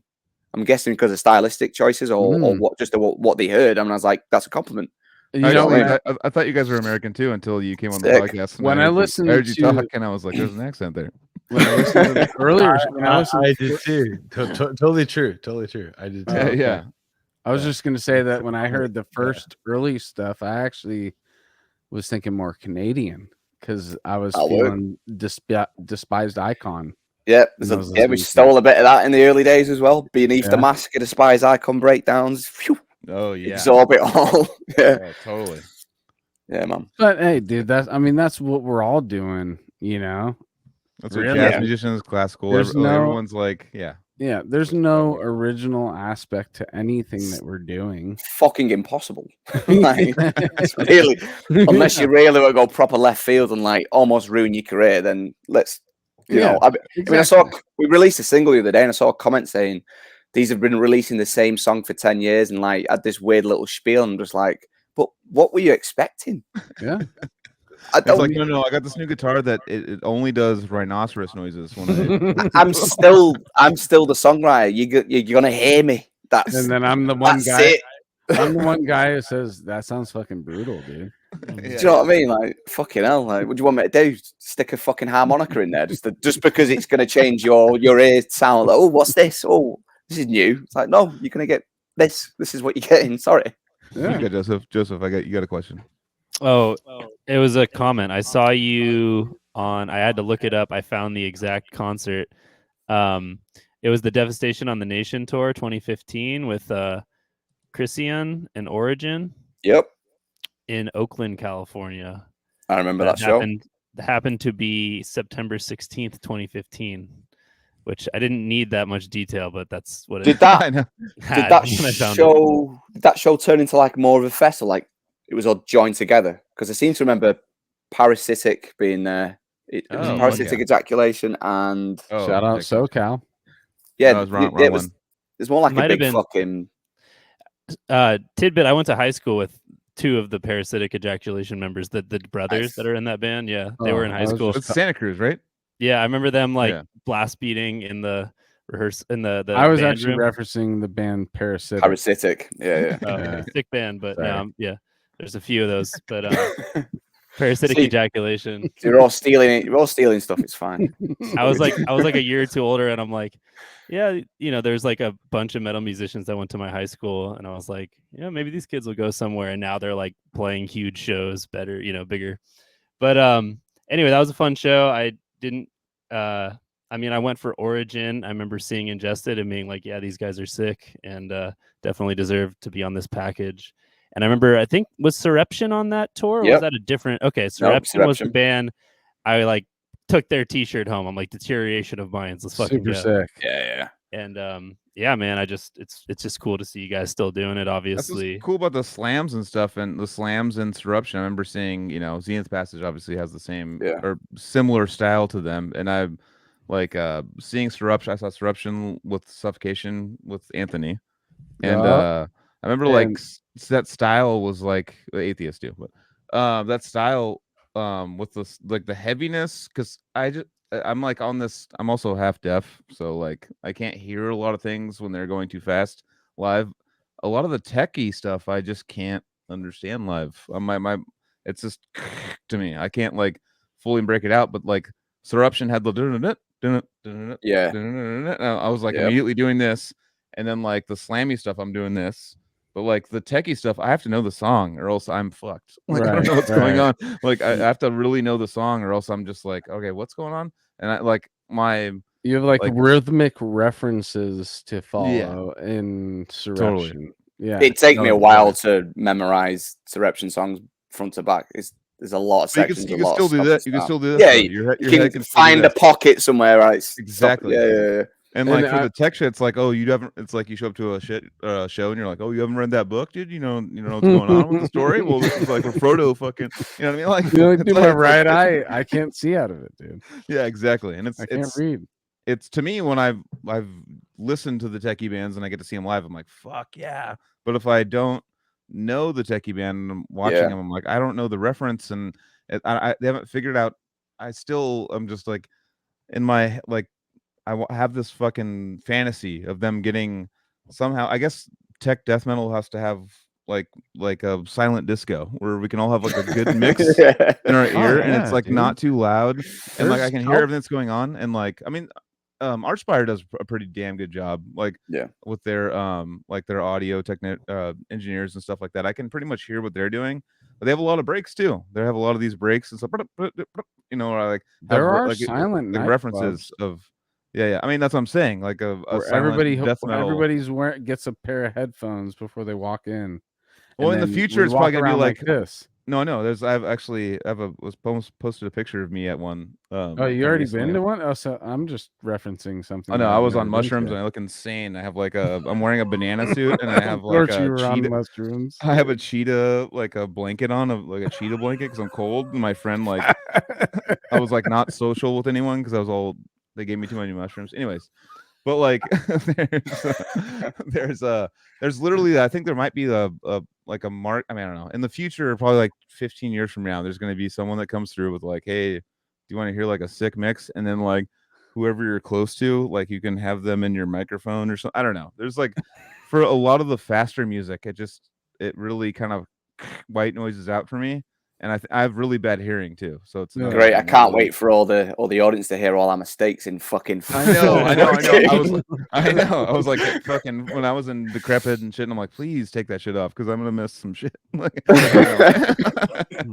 like like one like popcorn on the double bass or one like messy note. Everyone's like, what the fuck's going on? Yeah. But like, I mean, we run in ears these days, so it's like I can hear everything I'm doing. That's fucked. I'm just like, oh, for fuck's sake. So I hope the audience doesn't get to hear that one day. Jesus Christ. All right, so ixnay my idea, but I do think that. So in ears though, you can hear like literally the board mix just coming in straight. Like I've never got to use them. We've got our own mix. The board mix is separate. Okay. So we split it. We split it in the rack unit that we've got, and we set our own levels in each individual ear. So. So you guys can like. There's one note that you missed that like no one else can tell, but 100%. And I will be looks. You get looks. Fucking no. Actually, a lot of bands will listen to each other. We don't. I listen to myself and album drums, album guitar, album bass. I have about that much of Jay live just so I can hear him just about because he'll throw me off because he uses one ear and he's fucked. So if Lynn drops a stick and stops playing drums, I've got no fucking idea. I'm just like, this is amazing. Oh shit! Like the show's stopped completely, and you're just like, fuck yeah. Like, well, that's what happened. I mean, he doesn't worry about us dropping a stick and picking one up. We're not going to miss a beat. He's just going to fuck up for a few minutes. Jesus Christ, a few seconds, and then pick it back up. So the only mistakes I'm hearing is me. So I'm just like, I'll be fucking fuming for like 40 seconds. I'll fuck that up, and it's like. I don't know. I don't know if it's a good or a bad thing. That's Gabe Seaver style, dude. Doesn't Gabe only go for himself and album tracks? Yeah, totally. Yeah. I mean, for me, I never got to experience that. I would always be like, I would rely from back in the day. It would just be like snare. I just want snare, kick, and then like a little bit of guitar. Exactly. Snare and kick, please, up, and just me. Yeah. My show sound sucked. Like I never got to hear a good Decrepit song or anything. Like I never got to. It was always just like like no vocals and just like a guy just like machine gunning me in the face with like and I'm like, it looks like they're into it. I can tell the pit started. The pit started. It's good. I know where I'm at. That's all I care about. So yeah. But nowadays with the in-ears, you could just hear a mix of everyone and be like, you can pick. So with that mix, do you just go board to board and just be like, plug it in and the mix is the same every night? Yep, exactly the same. Jesus. Don't get me wrong. The room will sometimes alter something, and you might tweak a little something. For some fucking weird reason, but the idea there is plugging and play, and I don't have to fuck around with anything. That's the goal there. That's what Ominous did on the tour last year, and I considered taking a gig this year, and I got in touch with the drummer, and he told me he actually plays to the album drums when he plays live, which is crazy because I've never heard of a drummer doing that. It's always wild. You play to the click and the pre-recorded stuff, which I'm used to. Yeah. He's like, I play to the real drums. I'm like, you can't even improv without clashing with what you're hearing or something. And he's like, I'm drunk, dude. Like, I don't care. Like, it's just about having a good time. And I'm like, all right. That works. So drummers in the future are just gonna be like, all right, dude, let's plug and play, dude. Oculus, dude. Low key, I think introducing like music stands for technical music, like King Crimson style, could be cool. But yeah, that's what Casey did. Casey would just like in the he just dropped off, so I can talk about it right now. In the studio, he'd just be like, I kind of know the song, but I just need the sheet music out and just fucking. That also sheet music. I'm like, what the fuck? That's a different type of person. That's not me. Yeah. No That's way. a Casey Howard type of person. Yeah.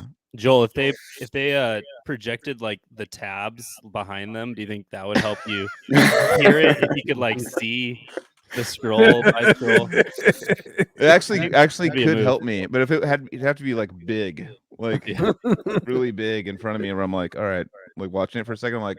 Because there'd be sometimes where like I wouldn't count it. I wouldn't actually go 1, 2, 3, 4. It would be like certain breaks where it'd be like, fuck, it's just off feel. And it was like 16 times. I would just have to like, we'd all have to feel it, and we never counted it. And we usually nailed it, but there'd be times where like we'd be drinking or something, and someone go stop and go like and just like an extra 2 notes, and we'd be all like, fuck. Your echo is super gnarly. I've been noticing it on everybody, but your echo is like super gnarly, Joel. It's like there's a little Joel repeating everything regular Joel says. I can't even hear what you're saying because of your echo. So fuck StreamYard. We're gonna go on to a new streaming service next week. Is that what it is? No. It's Sean. You have something with you have an echo somehow. God damn it! Use your in-ear monitors when you come on a podcast. You son of a gun. Wait, are we no hearing speaker this? on it though. You just Are you just saying we're hearing this computer speaker too? No. When I mute him, it goes away. So we're blaming you now for audio issues because now they try to blame me. Hey, just pass it around. Just pass it around. Exactly. Everyone has issues on stage. It's like one of those things where you like, oh shit, I guess there's no drums Everybody today. who's in the chat right now, it's all your fucking fault.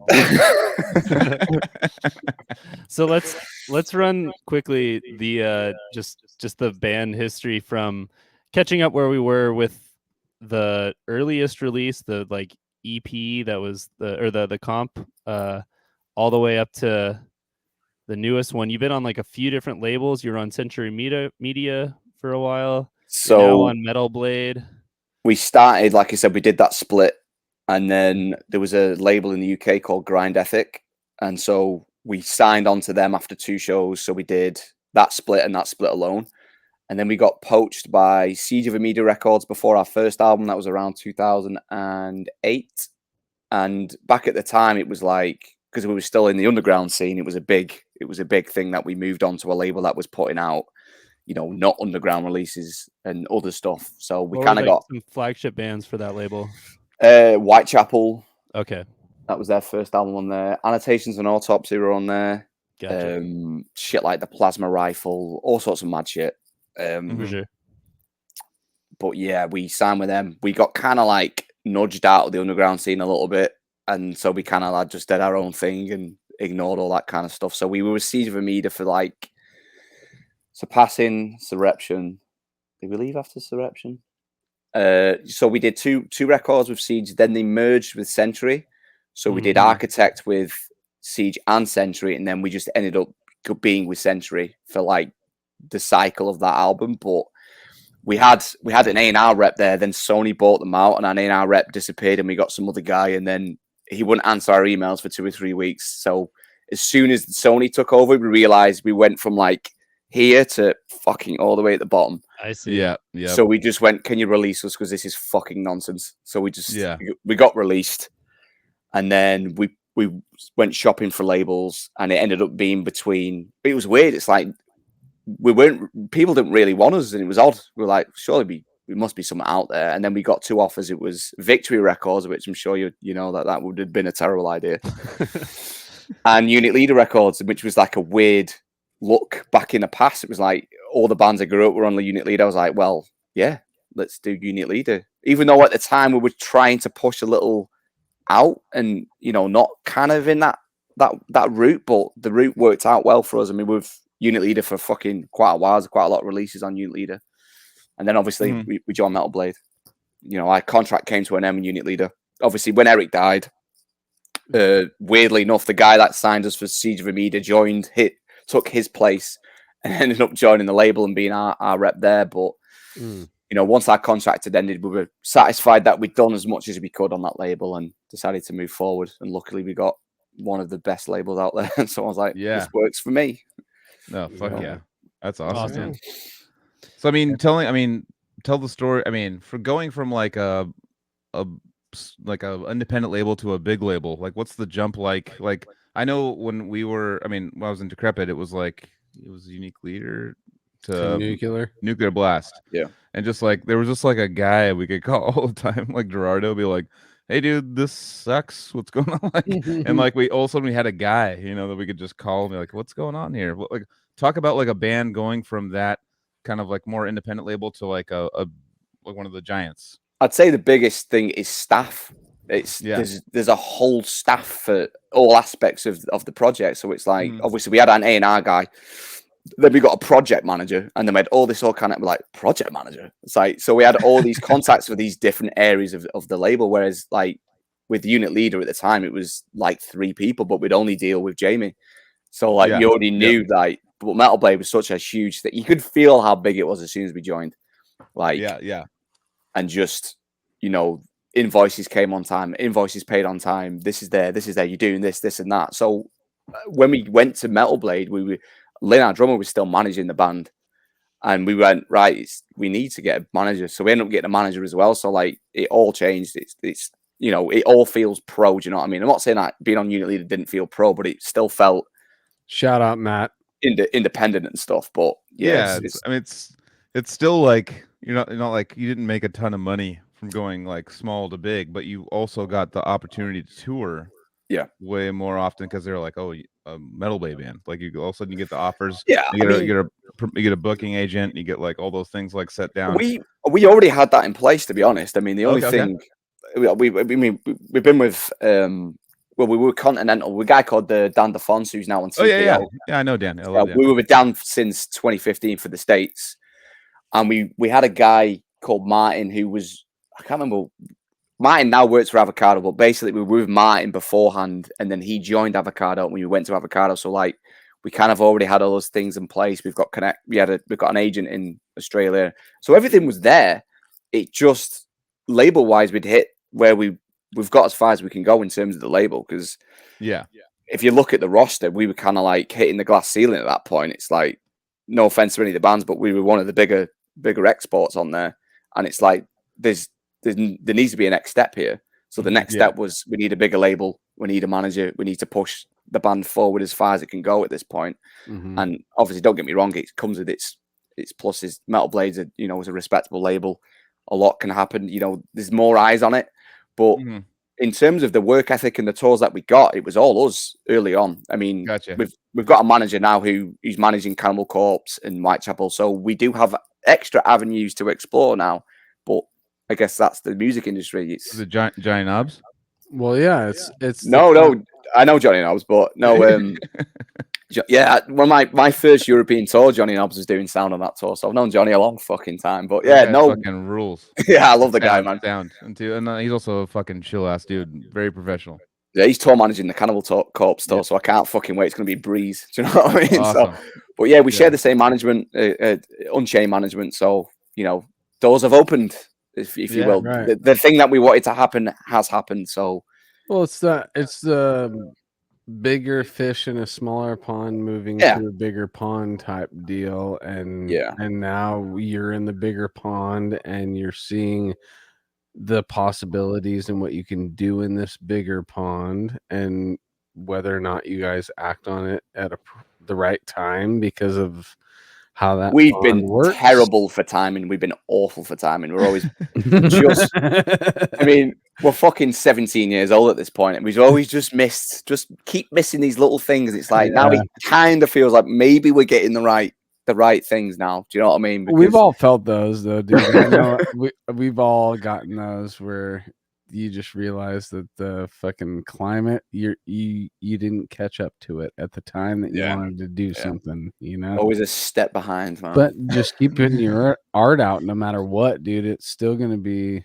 it's been consistency for sure. I mean up until 2019 we were the same lineup since 2006, and obviously we tried to go full time in 2018, which meant no jobs. No, I kept my job I went on a sabbatical, which kept my job in place for 2 years. And then, obviously the pay was fucking awful because we were just still first trying to go full time, and we just didn't know what the fuck we were doing. And so many mistakes were made and a lot of debt. But I mean, if you fast forward those 2 years of touring full time, I was in and out, going back to my old job as and when I could. But once 2020 came round and my sabbatical would run out, they said, "Are you coming back to work?" And at that time, the whole year was planned, and I said no because this is still moving forward. And then, literally on tour, COVID happened and everything shut down, and I was left with no job whatsoever. So I begged for my job back. I went, "Can I come back, please?" And luckily, I got my job back. But so that put us back a few years. But fast forward away from COVID, we went all in it again. We tried. 2021 was just trying to get back together, get it going. 2022 was putting all the right things in place. We got management, Metal Blade. And then I eventually it got too much that I couldn't balance the two jobs. And I quit my job in October of 2022. And now it's fucking straightforward. this is it now. This has to work. Else, there you go. I'm gonna be fucking posting letters until I'm 68, and I don't want to do that. So,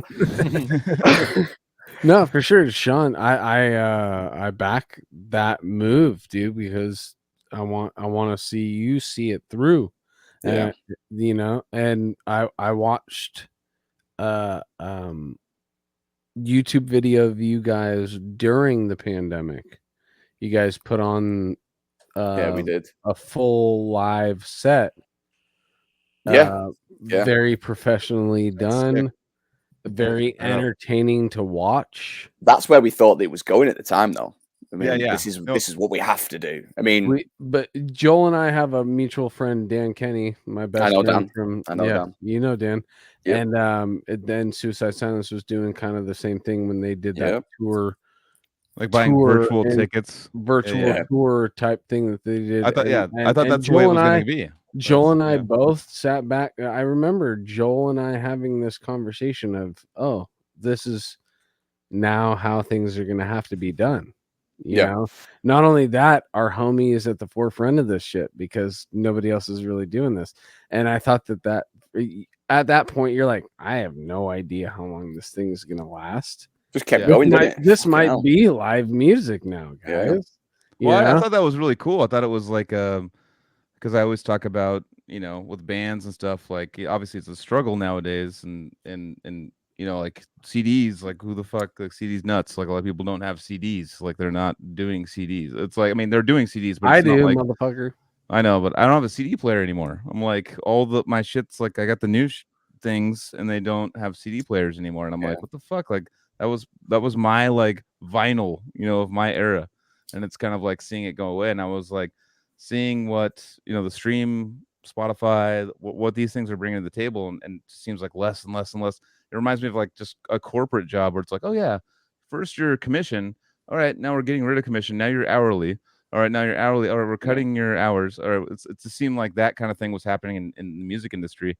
And I've said a million times on here, like, what can you do outside the box? Like the band Hemorrhage has a bus that they drive around and they just park in front of places and they play and they're doing fine. And there's like things outside the box. In COVID, doing I thought fine. The last few live videos of them have been cops shutting them down. Yeah, no, I know. There's gonna be like a law against it pretty soon.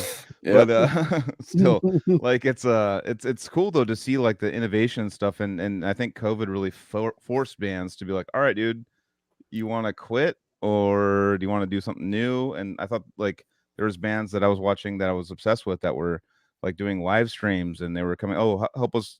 There was one band that I saw, it's like a nerdy prog band. I was like, help us write a song. Like we'll do it live. Like they were like trying different things, and I was like, that's fucking cool. I mean, in this age, it's not like CD sales and like the basic things that we used to like know growing up. That's like basically what it was. It's not, yeah. Like, that whole period was difficult. It's really weird because it's like obviously the streaming thing started happening.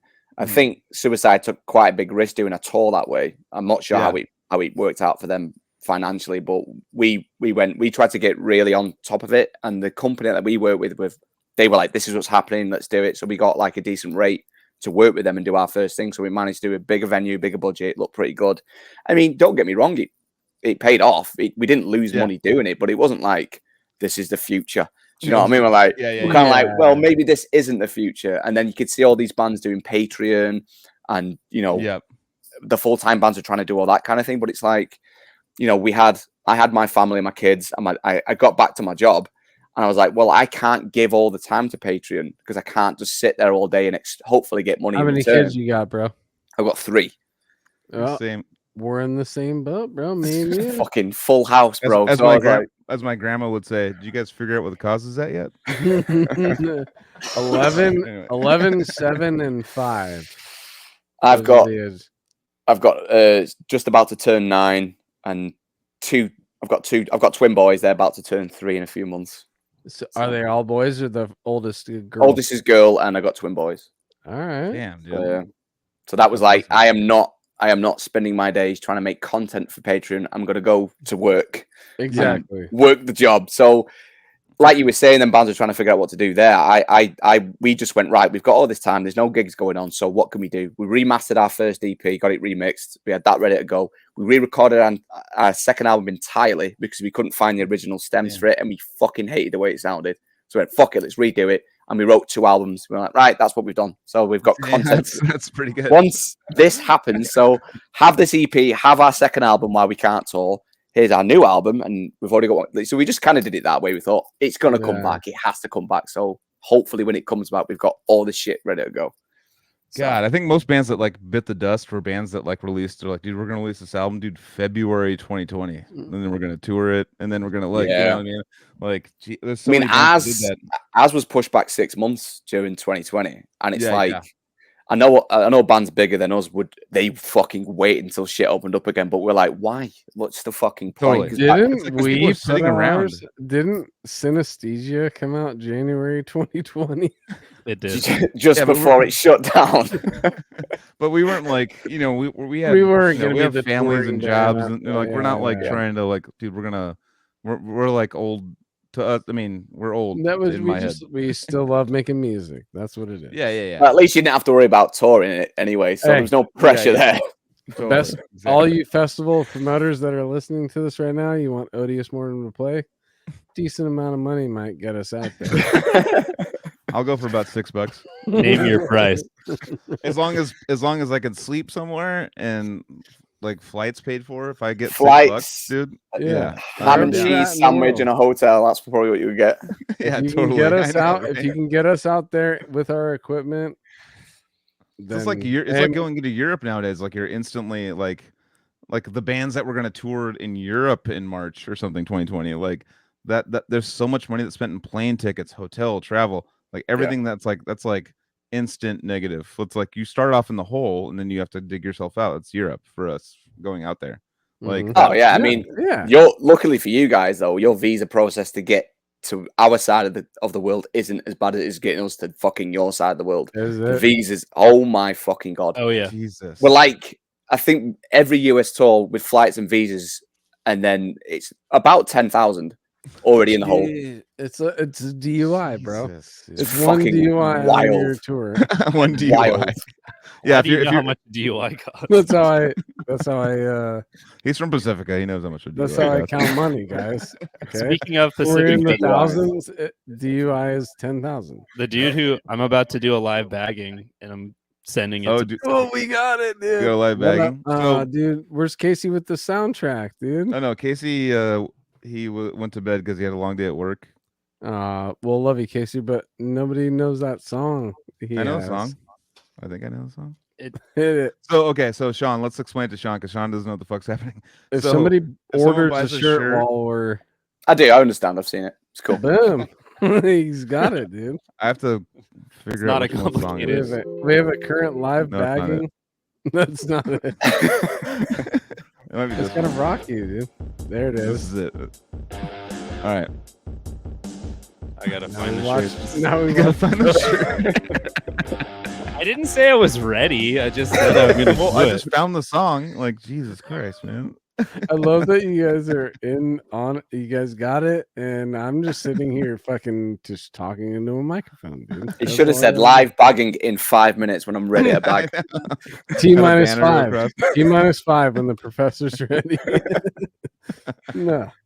That's crazy, man. $10,000 to fucking come over. That's like, to me, I remember like, and that's not including the merch bill that we've got going. That's what I'm saying. Like for me, like I remember like the last Decrepit tour I did, we put 10,000 in merch just to leave, and that's like we already had it. It's like all right, let's go.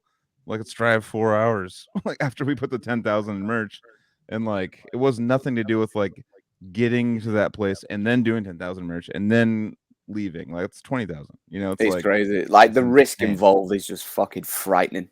God. It's absolutely frightening. I mean, like when we eventually, once things started to open up again, we're like guinea pigs coming to the States for the first time because I can't think of another band that made it from our side to the States before us because it was the Fit for an Autopsy tour. Oh, okay. Are we doing live bagging it? We're doing live bagging. You just start folding right now. Just wait. Let's show up for a second now.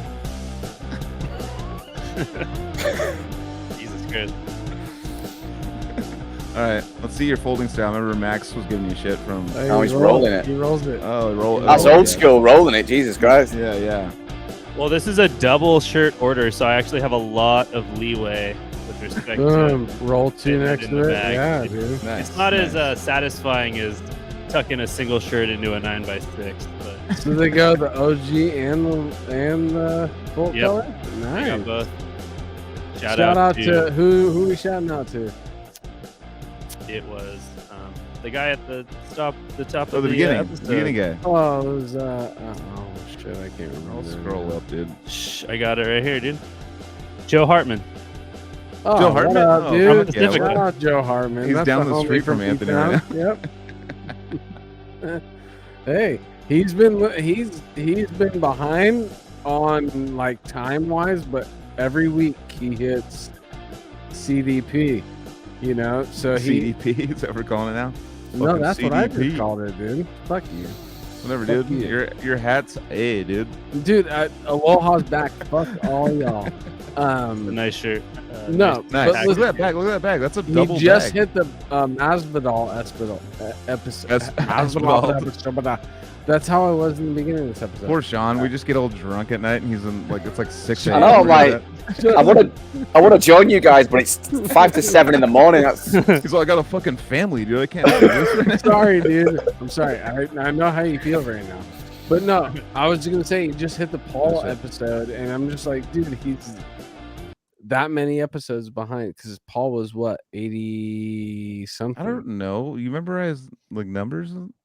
No, I don't. That's why I'm asking you guys. Is this a Joel? I think he was 89, argument? 88. We should. No, I'm not arguing with you. Oh, yeah. So what happens when does your day start, Sean? What are you doing the rest of this day? well, it's a bit different these days. Obviously, like I said to you, once the band went full time, and I've had 2 months off since touring, so I'm just trying to really find my way. Normally, my day is getting the kids up and getting to daycare, and then coming home, going to the gym, and then doing some ingested work. But the wife's taking care of that this morning, so I might get back in bed, man. I don't know. I'll see how we get on. I'm gonna ask you. Me too. I'm gonna ask you a real question right now, dude. A real juicy one. When you're out on tour, how do you feel being away from your children The first tour I did was very strange because, and wife, obviously? But I'm just saying, you know, being away from the family. yeah, I'm really good at compartmentalizing like aspects of my life, so I kind of get my head in the game of, all right, I'm on tour, I worry about this day-to-day basic on tour, and sometimes, you know, the wife has a go at me because it's like, you're not thinking about us, and it's like, I know, because if I do, then I'm gonna have a horrible time for the next 4 weeks, so I've got to kind of focus on these things. But it's kind of like a prison, like it's like being in prison. Like you don't want to like have the wife like yell at you, then you go back in the cell or something. It's not yelling. It's just about being away from. Oh, I know, but you want things to stay positive. Is what I'm saying. I mean, I've been touring since I was like fucking, I don't know, 17, 18. So like, I am built. I'm built for touring. Around before the family, yeah, I'm used to it. And my wife, by the way, I've known her for 25 years, so she saw me get to where I'm at. Like she knows, she saw me playing guitar, starting to play guitar, and all this kind of thing. So that's awesome. She understands that that's the thing, man. So that's the same thing with me and my wife, dude. Even though I don't tour, she always knows that if she truly sees me want to dive into something artistically, she will naturally just say, "That's your thing. Go for it." She was the one that made me quit my job. She went, "You need to quit this job," because that's like, I mean, that's rare. I mean, I know right there. a lot of. I want to meet your wife now, dude. She sounds like a rad chick, dude. Yeah, I mean, a lot of you know, like women dating people in bands, you know, they're a little hesitant, you know, because it's like. Don't get me wrong. In the early days when we were younger, there was obviously she always wanted to be with me and come on the tours and stuff like that. But like, you know, you grow up and you understand. Yeah, it's like you would never like. It's like one of those things. Like, dude, I'm old enough now. Like, I'm not 20 in my 20s. I'm not trying to like make any mistakes. Like, I'm just I'm doing my passion and stuff like that. It's like it just seems like nowadays, like a lot of like women like in dating people that are in bands are like, all right, whatever, like your thing, you know. I mean, because there's so many, you know, and to their credit, I've seen some weird shit on tours, but you know, like it's you know, I've seen people that are, you know, gonna be Yeah. Well, but there's always. I remember, like for me, I was like, dude, I was like in wait, committed real quick, relationships. you Though. and I just want you just reminded me of one thing that you and I both know. We're not going to say we boned on. that we both know. Did I say bone now? Sorry, that we both know.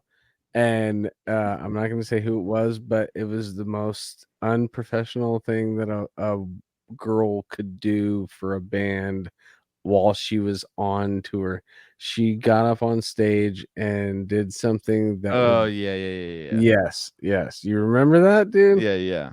There was a girlfriend of a band that was all pissed off and got on stage and like took the mic out of the while they were band. playing. Like, somebody shoulder checked me down there, and she's like, "Well, fucking kick his ass" or something like that. And we're like, "What the fuck is going on?" It's like, I mean, she unplugged another guitar player that had nothing to do with it.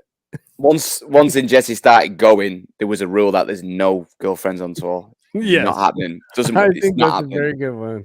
I think that's a good one. I mean, nowadays it's like they fucking wouldn't want to bother because it's horrible. Do you know what I mean? Like, it's like you want, I'm not doing that. Yeah. It's like playing's the only saving grace. Like, you didn't get to play. Like, you're like, this is the worst lifestyle ever. Why would you guys ever do this? It's like, I don't understand merch people and drivers. I'm like, you're getting nothing from this. You're just in hell for 4 weeks doing the shittest bit of it. There's no buzz. There's just like, nah.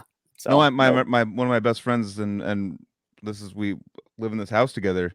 He like came on a tour because he's a musician. He was like, I want to go see and do merch. He's like, I want to do a Decrepit tour and do merch and stuff. And he did it, and he was like, it was the worst month of my life, I think. You know? It's horrible. It's like, how about sleep barely and then like sell fucking cloth and then like pack it all up and then like, and it was right at the beginning of deal with, which a lot of things I'm really stoked on now from musicians actually speaking out is like, because this was just starting when we were like doing that tour that he was on, which was the venues taxing and like counting you in and out, and like, so we had ways to like sneak merch in. We were like, we had a real sheet, we had a fake sheet, and we had all the things going, and like, not this, hopefully no one's listening from the venues, but it just became like this total, like, especially with gas, with vehicles, like things are getting so expensive, like, and then on top of it they're fucking taxing, gouging your fucking merch. I know it's robbery is what it is. It's fucking robbery. It's fucked up, man. What is it about that, guys? Like, I mean, no, I already know the answer to my question, but it is just corporate attitude of, it's trickling down now though, because you get used to it, the corporate stuff, like, you know, the bigger companies doing it, which bigger venues, bigger overheads, whatever. Okay, let's call it a formality that you're taking this. But when we first started coming to the States, we played these fucking dive bars and they're like, it's a merch co. I'm like, what? Why? What do you mean? what are you talking about? So I think people are just, they're just getting you, oh, we can do that. Okay, let's do that. It's a normal thing to do. So they're trying to normalize it. And for the most part, for the past decade, it's been fucking normalized. And now, only now you're seeing bands step out and fucking kick off about it, because it is wrong. You get the same arguments like, why don't we get a cut at your bar then? Because the patrons that are coming to watch the bands are using your bar. So these people are here because of us, the act, the entertainment. So why can't we have some of your bar? Why are you entitled to our merch? None of it makes any sense. And I can feel in the industry that something's going to come. Something needs to be done, because it can't sustain itself. Like, costs are going up. It's a question I've asked myself for so long. Why is the art and the artist the lowest on the totem pole in all of this security shit? guards getting paid way more than you guys. It's like, if fans truly understood the logistics of a tour and they actually saw the percentage that come out of the money, they'd be fucking disgusted, because it is insane. You know, we pay ourselves a salary now these days, just a flat rate. There's no like bonuses and stuff like that, just to keep the business afloat, the business going. Because you know, back in the early days, you go, sick, we'll split this amount of money, and then, oh, we got flights to pay for, we're fucked. So now the idea is to just do the tours and get, you know, the money for the business, and then whatever. So often you'd see yourself on tour, it's like the driver's getting paid 3 times what I'm getting paid this month. It's like, totally. It doesn't make sense. There's been times I've like done like mini tours with Carcass while I'm on tour with Suffocation and stuff, and like after like a month long, it's like tour of like me spending my own money on food and doing stuff like that, and they're like, all right, here's $400. Like, this is what you got. That's I'm what like, Sweet, I Hey, spent guys. 250 on food, so sick. yeah. It's like I'm But- literally negative. Like, That's you know, what we're talking about this tour here. with huge bands. You know, The- this is insane. Okay, it's a 4-band package. So here's 4 bowls filled with art, you know, and these are all the bowls that everybody wants to. They see the bowls and they're like, ooh, those are nice. That looks like a good breakfast, a good lunch, or something like that. You know, I don't know. The metaphor that I'm going for is like, If I just take this much cereal and he takes this much cereal, And then you get a spoonful of art. what have I got left of my bowl of cereal? Oh, sick! Woo! Yeah, it really is that. It starts as this thing that is created by like a handful of guys, You'd be lucky if maybe there's even milk one at the guy. end of it. and then It's and then water it's in your bowl, dude. presented, and then everybody just like, oh, I'm gonna. I can show this picture to somebody else, but I need to take some of it first. Mm. Yeah. You know, I need the picture's gonna be, but the art. Well, it's the people that didn't, the but they main didn't create reason the why art. everybody's out there that night. But the thing that sucks that- is like everyone's got their hands in it that didn't create any of it, and they're just like, I know, oh, this is the gold that. but we get we're to gonna take. bring this Yeah. bowl to this city, okay, and everybody's gonna be able to Take gotta a go- bit of it. I gotta go piss in a bowl. go for it, dude, and everybody can have their little taste of it, but before you have a taste of it, all like a lot of chunks of it are going to be taken away. By the time I get a taste of it, it's all soggy and there's like a couple of spoonfuls at the bottom of the dregs. Right. That's what I get at the end of it. It really is like when you think of it on a business aspect, it totally is that. One day I would like that first crunchy bite. Just one day, bro. Right. Just that fresh fucking freshly poured, nobody else touched bite, dude. Yeah. No, I get you, dude. But then you think you take the money out of the thing and it's like, all right, I'm making art to. Why am I making art? That's the first question. Why are you making art, Sean? Yeah, you know, I've had many years to think upon this, but I don't know. I think people get dealt a hand in life and they choose a passion, and sometimes you can't dictate the way that goes. I mean, I just like doing it. It's something I enjoy doing. Don't get me wrong, there's aspects that are fucking stressful. The money isn't a fucking factor because we all know being in a metal band isn't the greatest choice. I could have picked another genre of music. I could have been an Oasis, but I didn't. I chose death metal and blast beats. Exactly. So with that, you've just got to kind of navigate what you are comfortable with doing in a band. Like I said, you've heard our influences delve and change, and it's not always a choice of. Don't get me wrong, there was a time where I just wanted to sound like a brutal death metal band, and that was all I wanted. But I know that's not sustainable. So luckily for me, interests exist, other genres exist. So I wasn't afraid to put other things in there. I wasn't afraid to tour with this band, sign with this label because everyone else said you shouldn't do that. We always had the vision to go forward, and we've always tried to do what we could do with the limitations of what we have to be as successful as we can. So why do I do it? I like the riffs. I just love playing guitar. I love being in a studio. I love creating a song. I get excited about the artwork coming through. You know, I want to tick off this band. I want to tick off this band. Or I want to tour with my favorite bands. And at this point, I've done that. So there's always other goals to go for. But ultimately, I do it because I enjoy playing the music I play. And that attitude. And I can't. It's either do this, try and do this as the job, and I know there's limitations, or I do this job 9 to 5, and that's me for the next fucking 30 odd years of the end of my life, or I try and do this, and if it doesn't work out, it doesn't work out. But so far, we're 17 years old, we've navigated the scenes and took these opportunities. I don't see why we can't continue to make this a thing for us to work for and be a career. Do you know what I mean? I was gonna say, just that attitude has got you to be on Metal Blade. It's gotten you to have an opportunity to go out in about a week with Cannibal for 6 weeks. There's a lot of luck involved. Don't let that. It's hard work, but there's a lot of luck involved. Yeah, it's kind of like a game of poker. It's like, but I also, skill, but there's luck. Yeah, I was gonna say there is luck, but I think that luck does kind of luck fucks. gravitate. It gravitates to the right people, dude. I agree with that as well. I agree with that. I think that if you put it out there, it's gonna come back to you. You know what I'm saying? I totally agree with that.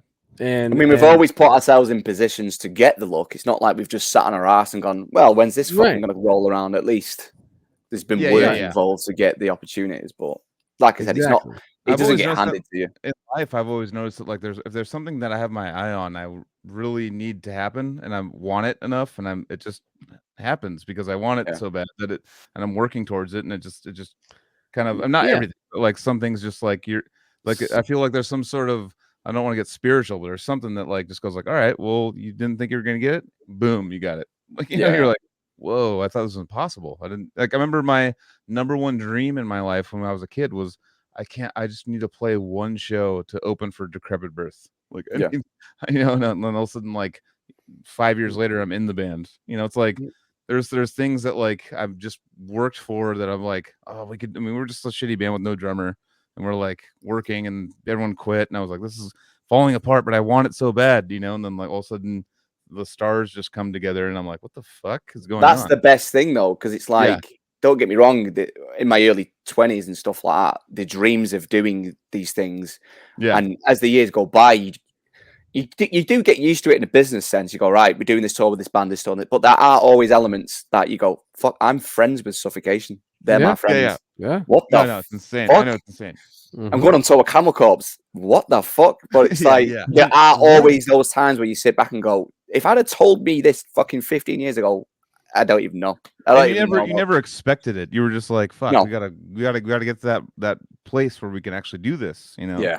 Here's the thing, dudes. Is I think that everybody should have a goal where you can say something like Sean just said, where 15 years ago you told me I was doing this, I would have said, "What the fuck?"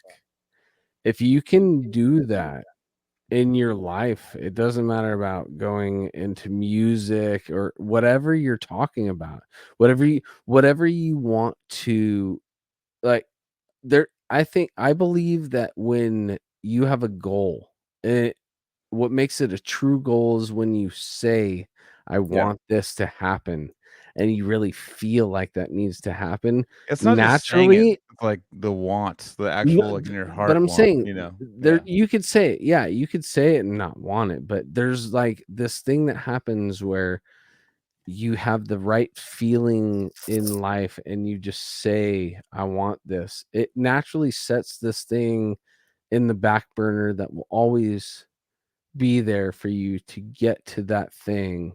I think humility is big though too. Like I think that like for me it's always been like I want this, but I don't know if I can do it, but I want it. So that's probably not going to happen, but I want it, you know, but like I'm going to work for it, but I don't know. Like every time I do the I don't know you thing, you always every time I'm cocky, but every time I'm cocky about something, like I deserve this because I worked very hard, then I don't get it. When I'm like, when I have like a sense of humility of just going like, well, I really want this, but I've worked really hard. I'm gonna work hard, but I don't think, you know, it's probably impossible to do this, but like I'm gonna try my ass off to do it. You know what I mean? Like, but the fact that I've always gotten those worked meant that you had enough. Well, yeah, you worked of that precursor of I can make this happen. That's the funny thing about goals, though. It's like I can talk to you two and say being friends with Suffocation and going to a Dying Fetus is fucking unbelievable, and then I turn around to my mum and go, "I've done this." He's like, "Okay, okay, yeah." Mum, I own John Gallagher's guitar. He's my favorite guitar player in death metal. I have his guitar in my house. Yeah. She doesn't like, know I like any names. She's like, I like Gallagher the comic. He smashed up with the thing, right? The Gallagher brothers, Oasis. No, yeah, Oasis. Different Gallagher. Okay. Oh yeah. You can even be like, I'm opening for Oasis, and she'd be like, I really like that band, Oasis. Exactly. Yeah. I don't know. It's a weird fucking circle that we have here. But that's the whole thing that keeps us going, dude. Yeah. You know what I'm saying? Unfortunately, you're never gonna fully like impress the people that you love. Yeah. Like your wife will never ever give you the oh my god praise. She'll understand that it's exciting to me, but her perspective of it is like, oh, he's excited, so I should be excited. Wait, but deep down, it's like she's not in touch with your childhood and being like, what the fuck? And that's okay. That's another, but the fact that she respects it and she like is supportive, that's huge. That's what it is, dude. Being at our age now, away from our early 20s and thinking that we're the shit. None of us are the shit, No. None of us are the shit. And when you gather enough people around you that will give you just enough to be like, oh, I love this person enough to where I'm going to be excited with them, even though I don't give a fuck what they're excited about. Yeah. I mean, it's like that's all you really need, dude. For the most part, I know I play death metal and no one really cares. So it's like the average person doesn't give a shit. Like, I mean, when I was quitting my post-work job, they were like, so you're going to do the band thing? I was like, yeah. So have you got any gigs booked, any local gigs? It's like, I'm a national touring act.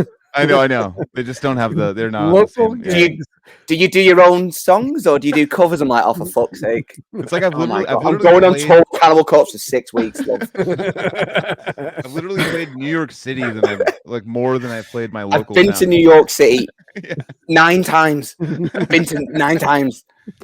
Yes, I am doing a show. I'm doing a few shows actually. Yeah. About 120 of them. But that's playing the local venue. You playing? It's like, no, I'm playing in LA, and then I'm playing in fucking. You know what I mean? It's like that's how. That's fine. That's fine. Speaking of local shows, come see me. Also, speaking of Cannibal Corpse, I downloaded the Cannibal Corpse one. Oh hell yeah! There it is. So that's the Europe fucking.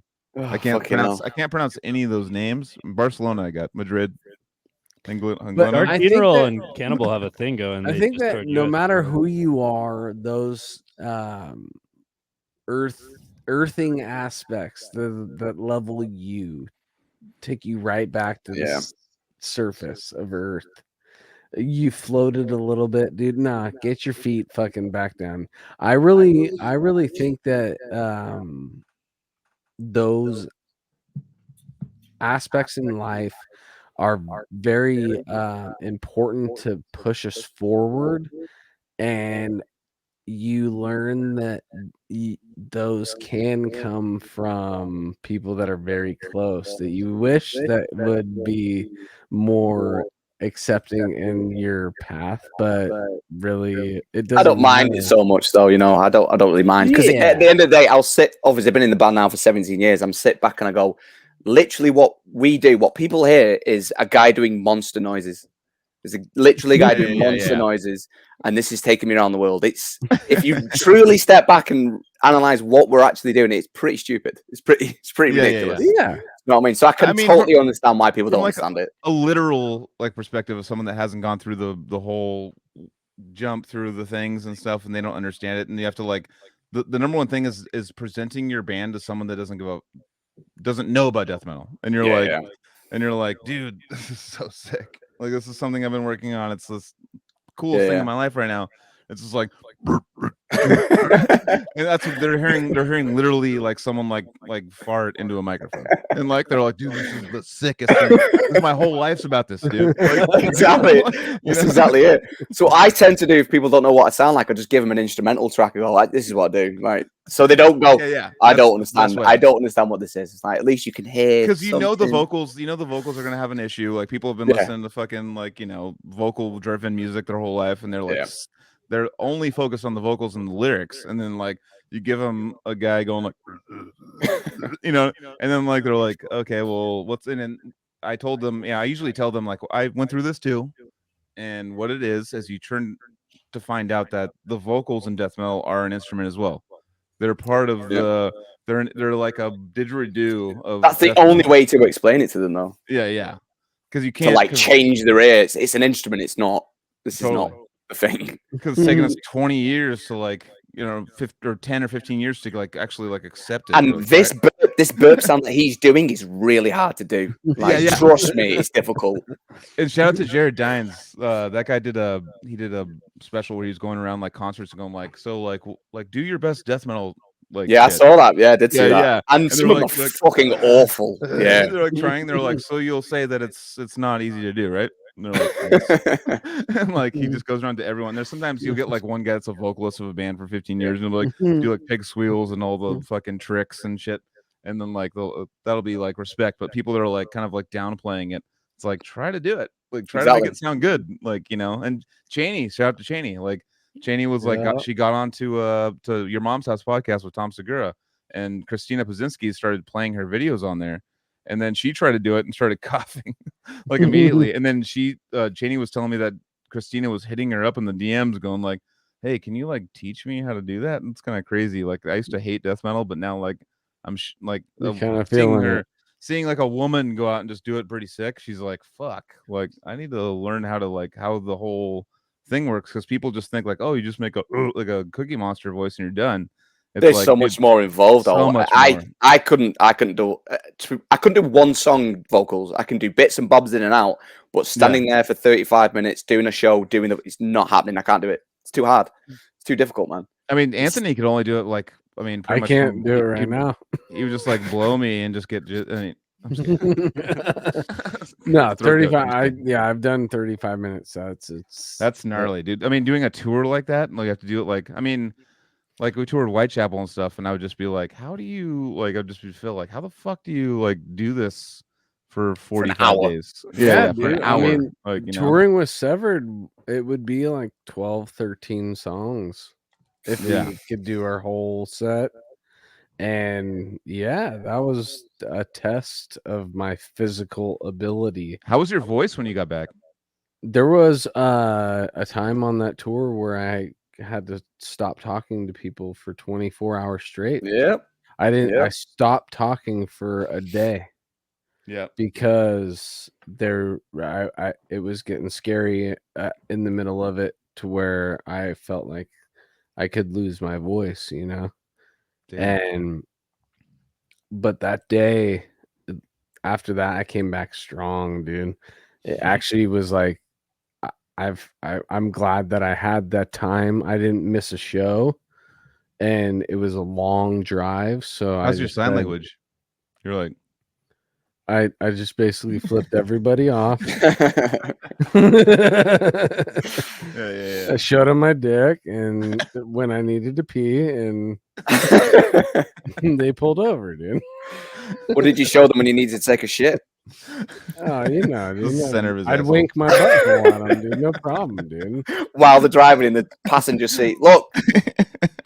Yeah, dude. I make sure that just shit in a Subway bag and just like, dude, it's full, dude. It's full. We gotta pull over. Just shake it in front of them. Just be like, we're done. So, speaking of,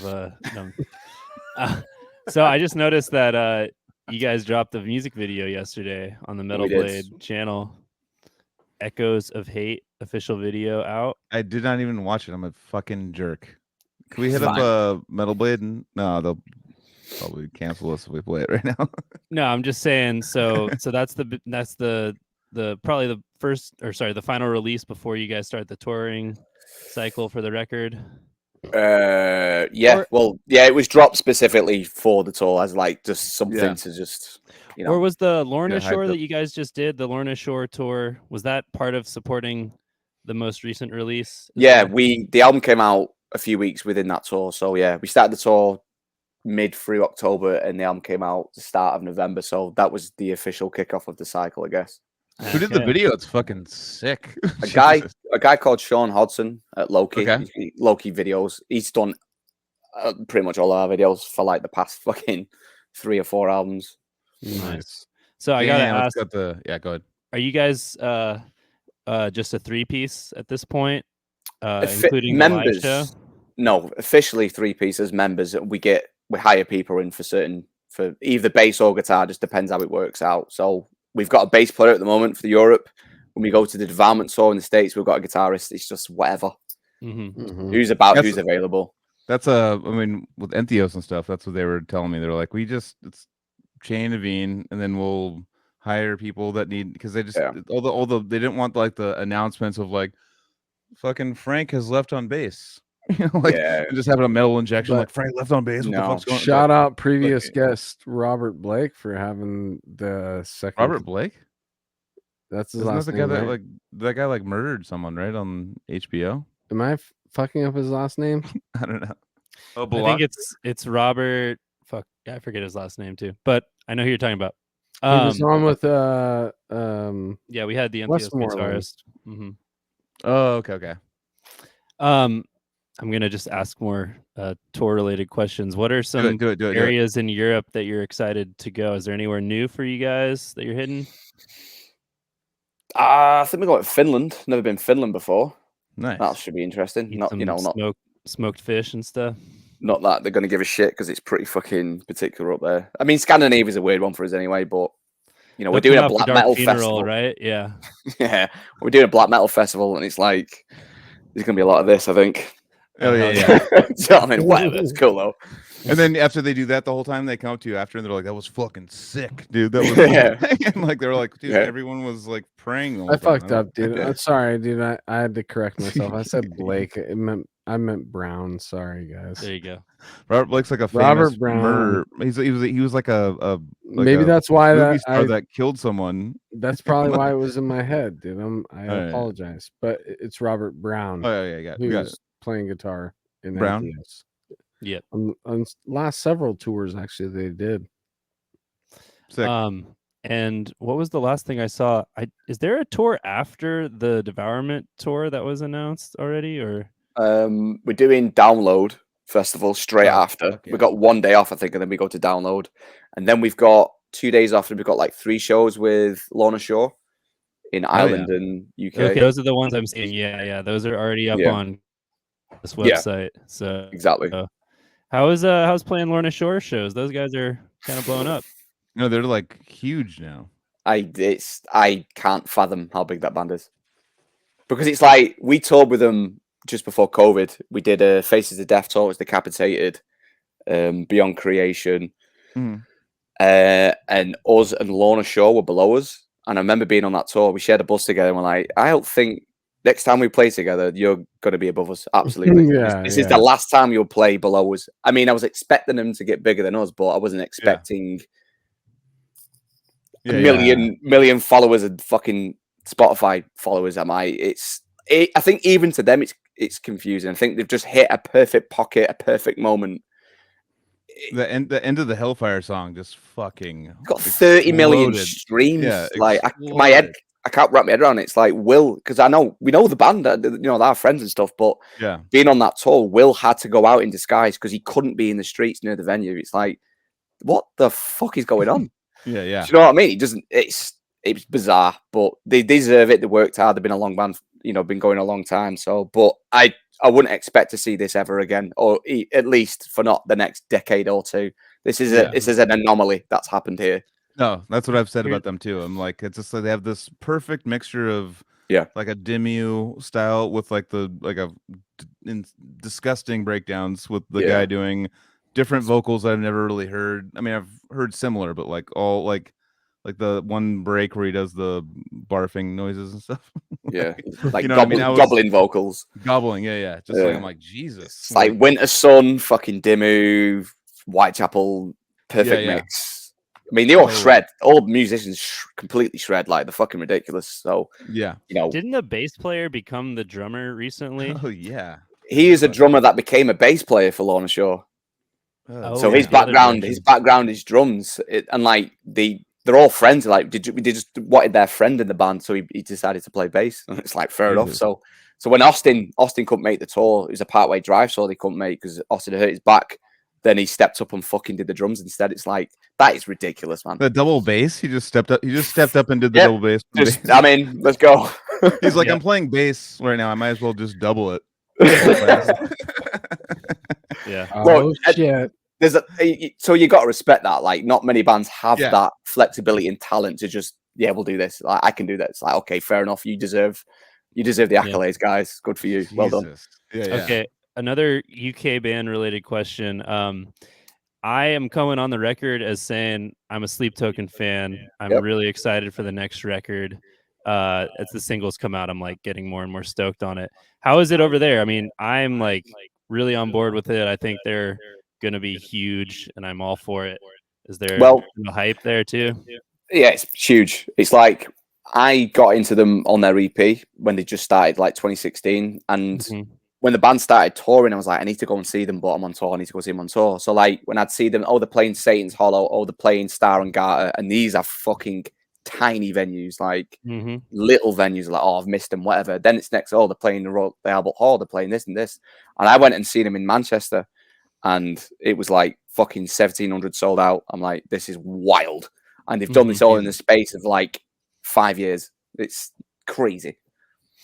There's this like kind of UK dubstep vibe to it that I really like hearing in context. It's I used to listen to Submotion Orchestra, maybe not a popular band in the metal scene, but they're like UK dubstep jazz kind of style. And I hear that in Sleep Token, especially in one of the newest singles. It's like almost as just a dubstep song. And I'm like, yeah, this is great. This is like combining some of my favorite influences that I've never heard together. So I just want to shout them out. And yeah, I'm super hyped for it. I've always liked UK, kind of like the gent style coming from UK. I always liked more. I always liked Tesseract a lot. So I don't know, man. I mean, obviously going back, UK just completely crushed the US in classic rock era. And I'm always thinking that, you were saying how Ingested had to dip into American death metal to get your influences there. That like makes perfect sense to me.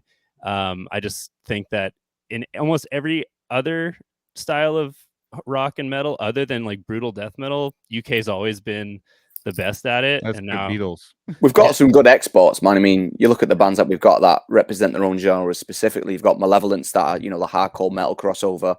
Bleed From Within, like a straight up great metal band. Silosis, heavy metal. Oh yeah, I know Silosis for sure. There's a lot here. Obviously, us, representing the death metal side of things. There's a good pool of talent here. Hell yeah. Well, fuck, man. I think we should start to wrap things up if that works out. Yeah, dude. 7:30 in the morning. Sounds there, like thinking, fuck, dude. I can go back. You're starting your day. We're ending ours. You're going to bed. I'm about to get ready and go out. Do you know what I mean? Well, thanks, man, for like making the sacrifice and like. What time did you go to bed and get up? Yeah, I've got 2-year-olds, man. I'm in bed. I was in bed for 9. I was out. So okay, cool. Yeah, don't worry about it. I was good. Okay. All right, good. Nice, I was like, Anthony's all like, I fucking forgot. I feel him, dude. 9 o'clock at night is a great time to go to sleep. Oh yeah. It's peak. You were good though. You were a great guest, and yeah, appreciate it, man. Awesome. Yeah, and, Sean, I had a great time tonight, dude. Me too, man. Hope the Dark Funeral Cannibal Corpse tour goes excellent. Hope to see you in Anaheim in May when you guys are over here. Excellent. I'm gonna be spinning that new record. What's the name of the new record? Sorry, I don't have it. It's called Ashes Lie Still. Hell yeah. Oh yeah. And are you gonna be playing some deep cuts on the tours, or mostly digging into the new material? On the Cannibal Corpse tour, because it's a support tour, we're playing it safe, from various albums. On the headliner, we're pulling out some oldies that we haven't done for a while, just because we've got to compete with some brutal music, so we've got to pull out some of the old school stuff to just kind of be on the map. Real quick before we go back into the wrap up of the wrap up. Jesus, I've been drinking too. But one thing actually, we saw Whitechapel with Cannibal Corpse. Yeah, and I've toured with them. I love them. They're all my good friends. But like, I'm super cool, dude. They're my friends, dude. I didn't mean to say that. But one thing they did that I was very impressed with was they did like that one the Valley or something. They did with all singing and shit. Like, and I was like on a Cannibal Corpse tour. I'm like the balls that it took. I mean, it got a lot of these, but I got a lot of these like. Oh yeah, I can imagine. You know what I mean? Like, I mean, it's kind of like reminds me of like Cynic, like going on tour with them, or back in the 90s and stuff, like where people are like, "What the fuck is this?" I'm open to it, but I'm around people that are wearing equally as black as shirts as I'm wearing, so I cannot show that I'm very into it. I think the climate's different now. I know. Yeah, it was cool though. It was a ballsy move. I liked it. It was a ballsy move. It's still to this day to have a cleaning. God damn, we need to wrap this thing up. Clean vocals on a that's what I'm saying. Tour. That's what I'm saying. That's like I was like, damn, they did that on purpose though. I know they did. I was but I think that it's a little more accepted now. You know? Yeah. No, I mean, that still though, it's like you're on a Cannibal tour. Like it's like, and what was the opening band? That's Shadow of Intent. Yeah. It's like it's all kind of brutal, and then they're like, no, we're gonna sing, and they're like only singing band obviously on there. Yeah, and they just did it, and it was Whitechapel, which didn't come from that. And to see them just like kind of blindside people with that, I was like, good move. That was sick. I like that a lot. I like that move a lot. Yeah, I was super down with it. Anyways, but Cannibal Corpse is rock and roll. Cannibal Corpse is rock and roll. All right, we should wrap it up with that. All right, dude, Sean, thanks a lot again for coming up, waking up early, getting here. Yes, fucking dude. awesome. Pleasure, guys. No doubt, dude. Super stoked to listen to your band, like music. Fucking. And if you're out, flash that date list one more time. Well, not really flash it, but if you're if you're in any of those areas at those times and you can get there, please do. I mean, Cannibal Corpse, Dark Funeral, Ingested, and Storm. Who is it? Storm what? Stormbringer. That's what I was gonna say. I have not listened to Stormbringer, but I will say that I have listened to Cannibal, Dark Funeral, and Ingested. And that is a great fucking trio right there. So, and we'll be listening to Stormbringer tomorrow because I want to see it if that's the 4. Let's wrap it up, brother. All right, let's fucking wrap it up. I'm trying, guys. Before I go, massive respect to all your bands like Odious, Severed, Carnivorous, Decrepit Birth, all that shit, man. Shit, he gave it the Carnivorous reference. That was don't give him the Carnivorous right now, dude. He's too drunk. That was all my shit, man. I loved it all. So respect, man. Sean. Thank brother. You so much. Well, thanks for fucking coming on, man. That's rad as fuck, dude. And I'm glad that we can come together at this point in time and talk about death metal. All right, fuck you guys. I love you. And Cali Run the video. Podcast.bigcartel.com. Battle